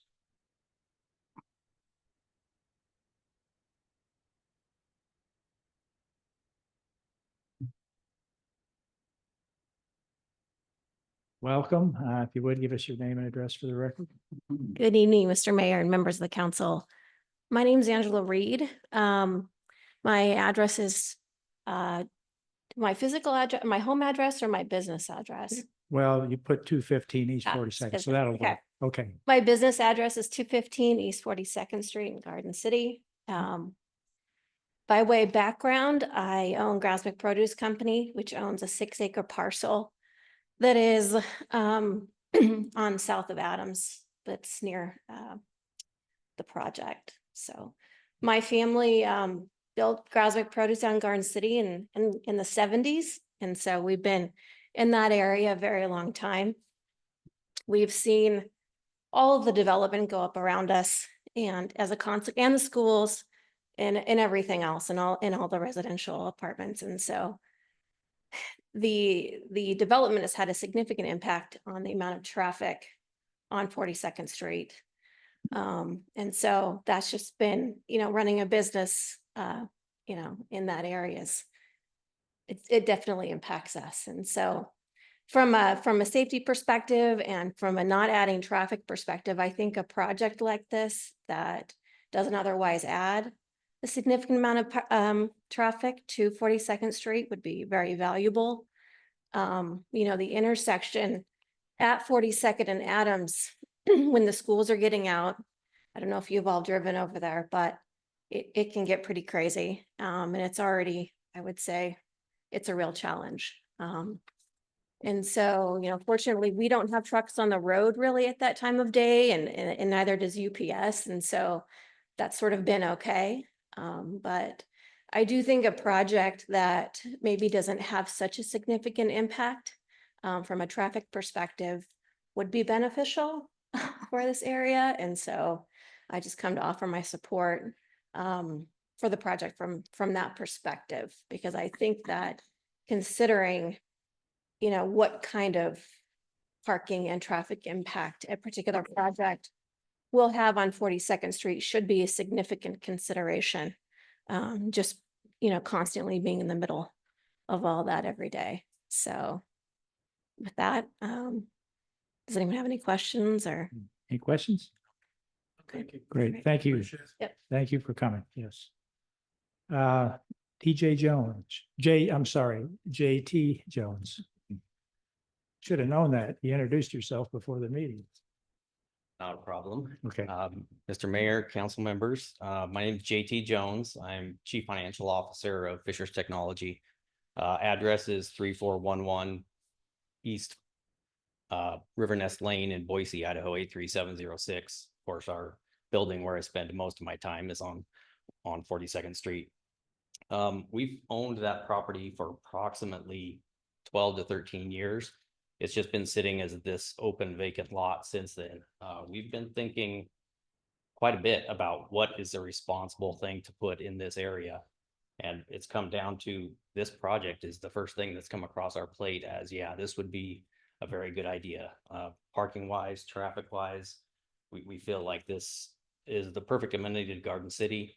When we first heard storage, we were a little worried because of course we thought of the Class C storage, but then when you see the presentation earlier and what it really looks like, we were very excited to move forward with this. It won't add a whole lot of parking needs right now. It's all dirt lots. And people don't know that they can park there even if they are around. With the additional parking that's added, Mr. Page, I think you had the question earlier about parking. I can't imagine it not being better. People coming to the park, people going to the Boys and Girls Club will have additional places to park. Right now, the Boys and Girls Club gets used a lot for our parking because people don't know where they should park exactly. Just for your information about Fishers, we have about 90 to 100 employees in that building, but about a third of them are technicians and about a third of them are salespeople. And our technicians go from home in the morning right to their first call and from their last call home. So they're not parking around there very much. Our sales reps aren't parking around there very much.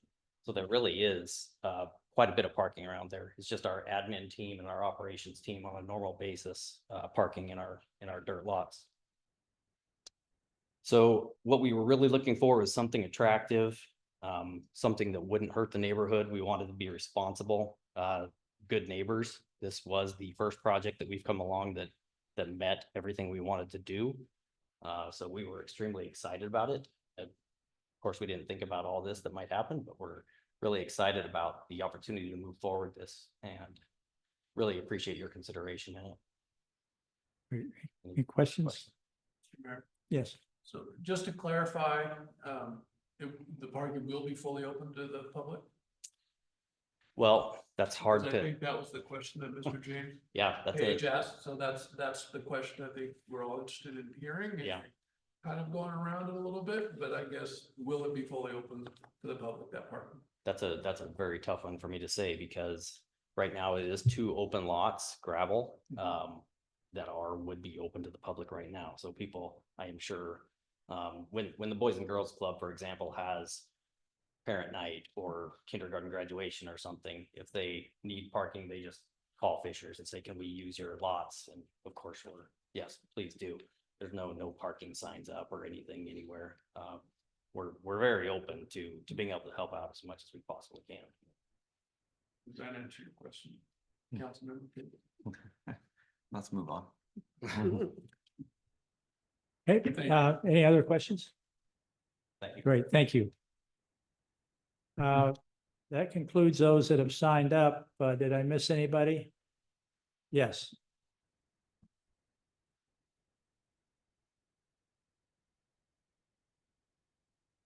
Hannah Ball, 215 East 34th Street, Garden City, Idaho, and a lot of good comments from residents. I'm also a resident and a native of actually the 43rd Street area. So I grew up in this lot and block. Specifically, I have no projects, no concerns with the projects. I understand the concerns of the neighbors and I think they should be evaluated. But the issue I have is with the PUD code specifically, and of course, I've been in front of all of you constantly discussing the problems with our PUD code. To Council Member Jacobs' comment specifically, why this tool and why not others? Because we have this tool in the toolbox. Any applicant can exceed it by 200, 500% increase. Our PUD code as it stands right now does not have a section as to here are how you apply for a waiver, here's how you are granted those waivers, and here's how you can combine those waivers. We saw earlier an applicant just simply asked for landscape buffer and access and setbacks. Those are common, but we also see applicants asked for parking, height, and now we're seeing a use variation. So the PUD code specifically allows this. You being the elected officials, if you don't like an applicant to use this, have the mechanism or have the authority to go modify your own code to minimize conflict throughout the neighborhoods regarding design, land use, and development. So I would highly advise that any council member that votes no on this application is putting the city at risk for further liability until you go in and modify your own PUD code. Because currently the word that doesn't exist in the PUD waiver section is waiver. We don't see that. That came about 6 years ago when we started having these minimal lots. Deviation to standard exists, waiver does not. So therefore, again, we're using them, but we have to get the better framework as to what the applicants can use to make projects rezone, modify, deviation, all these variables. So again, I just wanted to put that on the record. And I know I've been here for years talking about how the PUD still needs some framework, in my opinion. Thank you so much. Thank you. Any questions? Thank you. Okay, did I miss anybody else? Mr. Maine? Mr. Mayor, I believe we may have someone online. Whoop, did I miss somebody online? Yes. I'm sorry. Pause. If you would, sir, give us your name and address for the record. Are you asking me? Yes, I'm Oh, sorry. thank you. I'm You sorry. can't Thank tell you. I'm looking at you. I'm sorry. Yeah, my computer read your started name, so- going crazy. I had to go to my cell phone. So thank you. Okay. I appreciate the opportunity. My name is Brad McGurr. My home is at 4213 North Hardtail. With all due respect to the presentation, the comment that the Planning and Zoning Commission really liked this project is just patently untrue. I took part in that Planning and Zoning Commission meeting, and there were several reasons why the Planning and Zoning Commission unanimously denied this project. One was, yes, the 10% requirement and the request to go up to 58% was objected to. The fact that in 2022, this body passed a comprehensive plan for Garden City, which I can tell you as a newer member of your community, I think it's wonderful what you're doing with regard to putting the garden back in Garden City. It's really seen an uptick in just quality restaurants and bars and retail outlets and whatnot, and the art, of course. So I think that's wonderful. But the Planning and Zoning Commission were quite concerned with the fact that this project clearly does not find itself to be consistent with that comprehensive plan. And as stated by Commissioner Smith, this was a moving target. This is something that I'm really surprised about with tonight's meeting. All I'm hearing is this is a storage facility, an all self-storage, to quote the presenter of this this proposal. That's not true. If you look at the plans, if you look at the proposal itself, it refers it to a storage facility, offices, retail, and a clubhouse for parties. How can one determine if the street is suitable for proposed development with regard to traffic if we don't know what this development truly is? Tonight was the first time I've ever heard anyone say this is an all self-storage facility. So unless there's been a change in the application since September 18, that is just flat out untrue. I don't have a fundamental disagreement or opposition or objection to a storage facility. But as everyone knows, 42nd Street is a very, very busy street. It's next to or houses the largest park in the city, the Riverfront Park. The kids from Answer School go up and down that street. Future Public School, the Boys and Girls Club, they use that street every single day. It's very, very crowded. And that's before the crosshatch apartments were built. So now we have all of that there. It's a very, very busy street. I am sensitive, and I don't disagree with the thought that a storage facility does not bring in as much traffic as other businesses might. But again, this is a moving target. I'd like to hear someone tell me this is nothing more than a storage facility as opposed to what's actually set forth in the plan, in the proposal for offices. What kind of offices? What kind of retail? How often is this clubhouse going to be used? There's nothing about that. I'm very appreciative of Mr. Hatch's email to me recently indicating that Fishers is agreeable to removing the telephone poles that are there. There are 3 telephone poles, and I've sent in photographs. There's 3 telephone poles in front of the proposed development, and there's one across the street at Riverfront Park that is right now at a 30-degree angle. And so I'm heartened by the fact that there is an agreement that as a condition of approval, those poles would be removed. But I'm still confused as to what kind of development this happens to be, whether or not this complies with the requirements of a conditional use permit.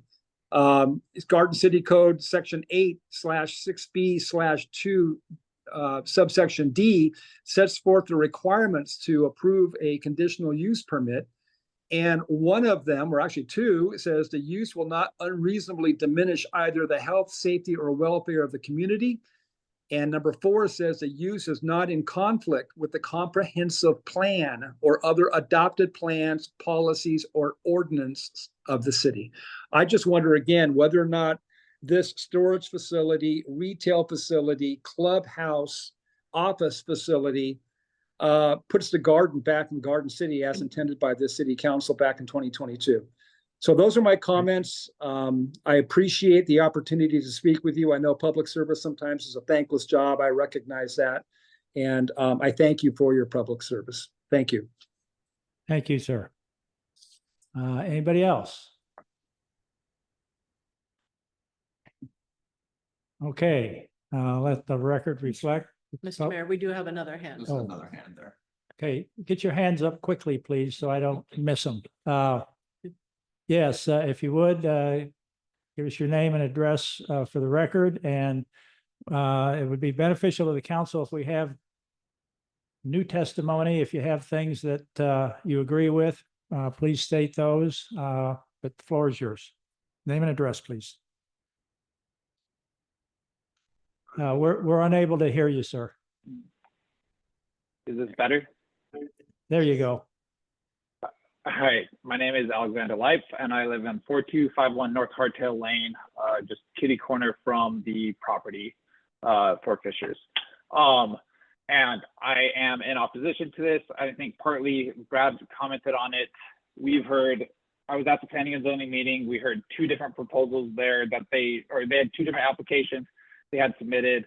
We're hearing a different story this time. So we're hearing different stories from them. It doesn't seem like there's consistency with what they're proposing. So that does give me pause as a community member that what they are saying is what is good for them and their business. We understand that this will make them money. Of course, that's why they're moving forward with it. I think that there was very little community outreach done. They didn't show up to the community meeting. They had a Hatch intern show up for that instead, as opposed to anybody from Fishers or anybody high up from Hatch. And they are not consistent with the story that we've seen from the applications that was shared to the planning and zoning meeting to what we heard here at this meeting. Additionally, with what some of the other residents have noted or said, and I've noticed as well, I don't see how this fits into the comprehensive plan from that Garden City had laid out in 2021. Particularly anything that's relating to building a vibrant culture along the Greenbelt. I'm not sure how a storage unit builds a vibrant culture or contributes to a community for culture. There's, as one of the people for the project showed, there's a dozen, if not a dozen and a half different storage units within a couple mile radius. I don't think anybody here would ever confuse any sort of facility, whether it's Class C, single story, Class A, with multi-story as a community contributing location. Having to walk up to a storage unit kind of seems funny to me because I'm not sure if anybody's ever tried to bike or walk to a storage unit. It's something that you're bringing your car to, you're driving to. And in addition to that, I think particularly since this is by a park, by multiple schools, yes, this does make sense that this would be lower traffic, but that traffic type is going to be trucks and trailers. So you're bringing, as they already stated, on a narrow road, you're bringing trucks and trailers down roads with children, with families, with kids, etc. And I think that use case does kind of create some question for me is now when we are bringing vehicles, we're bringing trucks and trailers and U-Hauls and the sort, as opposed to a personal vehicle.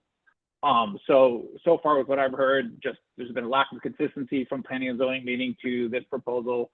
I don't see how this fits into the comprehensive plan that Garden City posted a few years back. And it's the type of traffic with trucks, trailers, and U-Hauls that we would see along narrow roads with kids. Thank you. Thank you, sir. Hey, I see one more now.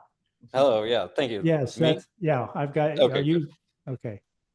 Yeah, so thank you, Mayor, sorry, my name is Willie Roomley. I live at Wait, 4239. you've got to slow down on your name. Okay, Willie Roomley, 4239 North Hardtail Lane. Did you get the last name? Okay, all right. All right, Okay. go ahead. 4239 North Hardtail Lane, Garden City, 83714. Okay. Yeah, so as a neighbor of this project, I was at the aforementioned meetings as well. I think Alex has done a great job recapping exactly what I was about to say. Just a lack of consistency among proposals. I've seen, business office type units, storage units. The clubhouse is, I'm still confused about that one. So I am in opposition to this project. I think we could find something that would bring more of a sense of community, something, you know, to the greenbelt. But yes, my neighbors have done a great job, just adding one more vote and opinion here. So thank you. Thank you. Appreciate it. Okay. Lisa. Mr. Mayor, I don't see any more hands raised. Okay. With that, we'll get, Abby can close it out. Thank you, Mr. Mayor, members of council. I will be very brief. I know this has been a long hearing. Just to recap some of the comments I heard, I did hear the statements about the change in use and kind of the moving goalposts on this project. My client recognizes that. The reason that this has changed is because originally we tried to have uses contained in this project that would not count against the 10%. After realizing that what was actually best for this area was something that would be low traffic, low use, the decision was made to eliminate some of those other uses. So certainly recognize those comments, especially among those online. We understand that the project has changed a bit, but we believe it has changed for the better. And the reason that we originally had those other uses was try to eliminate that or reduce that 10% amount. The other comments in opposition, there was a comment about this project being unsightly. I don't know that there's too much argument about this project's aesthetics and architecture. It is a nice project. It is certainly nicer than a vacant lot that's sitting there or a Class C storage unit that could be proposed if the 10% waiver was not provided. What we really tried to think about, what the client tried to think about in this case was, as you've heard from JT Jones, was what would be a good use of this parcel for the community? Putting more residential in that area is going to increase traffic. It's going to increase noise. It's going to increase other issues related to resources. That's why this project was chosen. Now, I certainly hear the comments from the council about why did you choose this tool? And again, we chose this tool because we thought it might be a better avenue than going for a rezone or a code amendment. We're certainly still open to that possibility, but we believe that the council does oftentimes provide waivers. And again, this waiver is not for, it's not going to increase the detriment or the harm in this project. It really is there to add the amenities that come with what's needed for an increase in that 10%. There were comments about the comprehensive plan. I will just direct the council to the staff report. This project meets several of the goals of the comprehensive plan. I think there could be arguments made on every project for and against the goals of the comprehensive plan, but we do believe that this meets many of the goals of the comprehensive plan. And I just would note, as the council is aware, this parcel has the right to be developed. It's just really what is going to go in there and what is going to have the least impact and the most benefit. So with that, Mayor and members of the council, we would ask for approval of the PUD with the waiver. We're certainly happy to continue to work with staff on necessary conditions of approval. I would ask, if the council is not inclined to approve the application this evening, I would suggest, or I would request, that it be remanded back to planning and zoning, or that it be continued. I think what we don't want to face here tonight is a denial where we don't then have the ability to go back and potentially consider a code rewrite or a rezone where we could bring this project back. So that would just be my request of the council, is to, again, approve the PUD, but if that is not the desire of the council, please consider remanding for further ability to figure out what the proper tool is if the council doesn't want us to use this one. So thank you. Great, thank you. Anything final from the council for Mr. Mayor? Okay. With that, we will close the public hearing on DSR FY 2024-13. The matter is now properly before the council. I think in the closing remarks from Mr. Maine, just to remind the council, if there is a denial, then an application can't be brought back for at least a year. So if there's a remand, there are some different options available to the applicant to do something different. So, and bring it back in a much shorter timeline. So with that, the matter is properly before the council, and I'll let you deliberate. Mr. Mayor, quick question on the remanding option. Do we, as a council, direct the applicant on options, or do we just remand and then it's up to them to meet the standards? My recommendation would for you to have a discussion. If you have, if you support or have concerns about the application, state those in the open meeting here so the applicant can hear those. And I think that would be a message that if it were to be remanded, they would have an opportunity to decide if they can meet or not meet that standard when it goes back to planning and zoning. And if they chose another tool, there's nothing to prevent them from withdrawing this application and resubmitting another one. Okay, thank you, sir. Councilmember Jacobs, your thoughts? I get to go first, so. So I think Ms. Ball had some good points about our PUD code and it's not perfect, but that's not what we're really arguing today.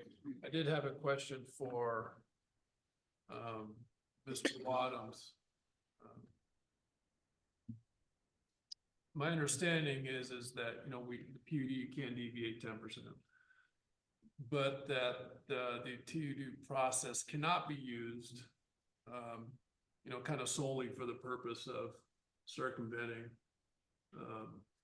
the use of that particular zone, hence 10%, not 68%. And then there's also the concern of what type of precedents that this might set. And Mr. Main mentioned that, you know, if we had a clear statement that would circumvent that issue, but I would like to get your thoughts on, you know, if we go down that road of approving something that is, you know, sevenfold above the, you know, the 10%, what does that really mean? Mayor, Councilmember Jacobs, I'll try to answer those questions as best as I remember them. I'll start by saying this. I don't think the council can waive the general provisions of a PUD in a PUD application. This 10% ceiling, I think, is just that. It's a ceiling, and it's a ceiling for PUDs. It's not a ceiling for any other application. It's specific to PUDs. And so I would, my legal recommendation is the council should not be waiving the general provisions of a PUD, because they've already said that they can't comply. Let's back up. This is a non-conforming prohibited use. Storage is not allowed in C2. So then the applicant decided to put it in as a PUD to get around that, but they're still stuck with the 10%. And Abby Germain's a very good attorney. They did very good hiring her. I just respectfully disagree with her on this one. Thank you.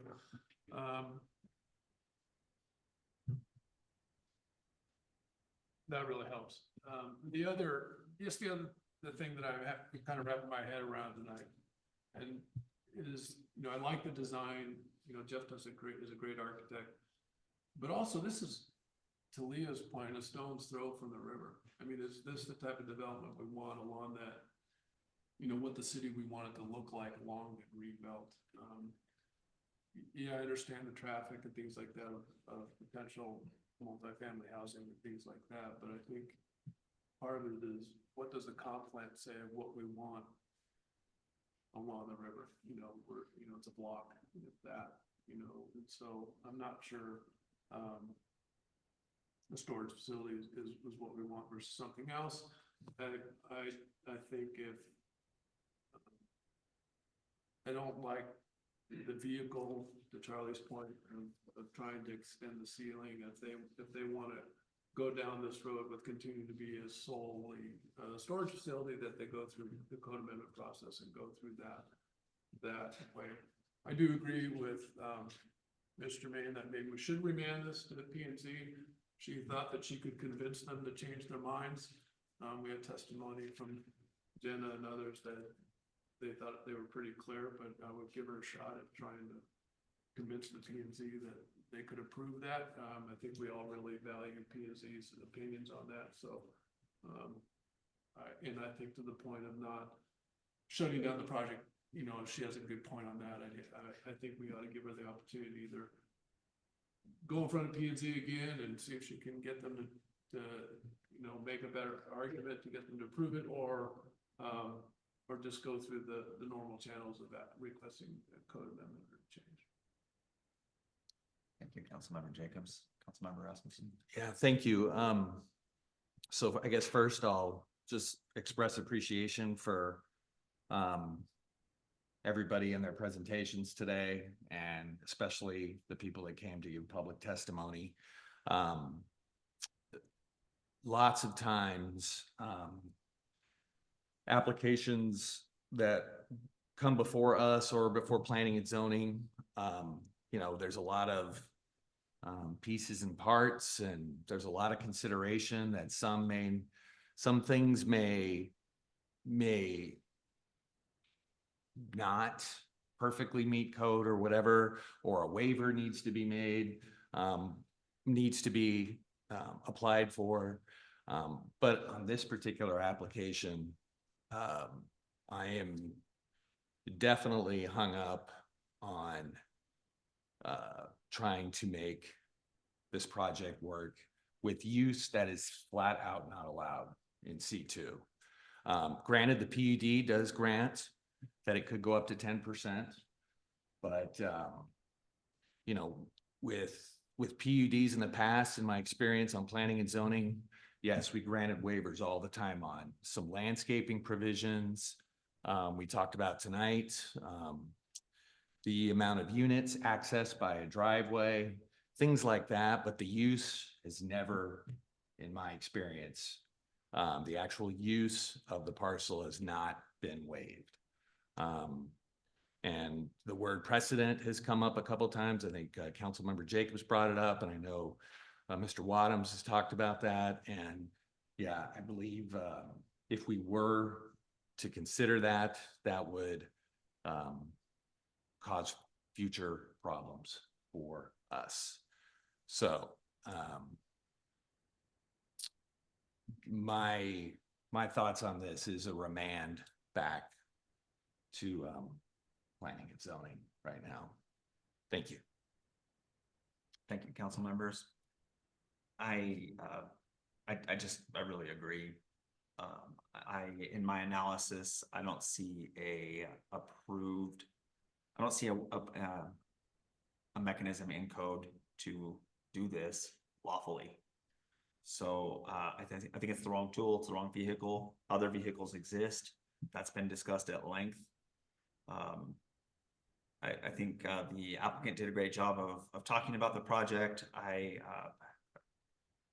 had the opportunity to watch the P&Z hearing. I don't think there was any confusion that I was aware of. And also I have zero confusion about the difference between an A and a C, or the amenity that an A is, and the better inventory that it is. I don't think council, we're not in the business of telling people what they can build on their property. That's your property, but it does need to be zoned properly. So I think remand is the best choice, so that the owners can pursue their use as they see fit in a way that meets our code. I appreciate the thoughtfulness that went into the amount of traffic that a storage unit doesn't bring to the area. And anyone who's been there knows, and we heard it countless times tonight. And it's just so true. That's an over-traveled area. So I think that's a thoughtful choice, and I I think the design for what it is also very nice. So those are my thoughts. And with that, I would move, Mr. Mayor, that we remand this project. Let's do this the right way here. I'm sorry. That we remand DSRFY 2024-0013 to Planning and Zoning Commission. Second. Okay, I've got a motion and a second. And the maker of the motion and the second agreed that the date of the remand can be discussed or negotiated with our Development Services Department. Okay. I meant to bring that up, and just let me back up just a little bit. There was some talk about precedent. With due respect to the applicant, this choice is a heavy lift for you because you start over in a different vehicle if you continue to pursue this project. If, however, we approve it, every single PUD that comes from the council to the council from here forward is our heavy lift. And I'm just not willing for that to be the person that carries that burden. Sort of this council, as long as I'm on it anyway, which might be my end tonight, apparently, with some of these things I'm saying. But and it just respectfully, I think I acknowledge the time and money that's gone into getting here. It's not lost on me that time is money. So remanded back to PNC at a date to be determined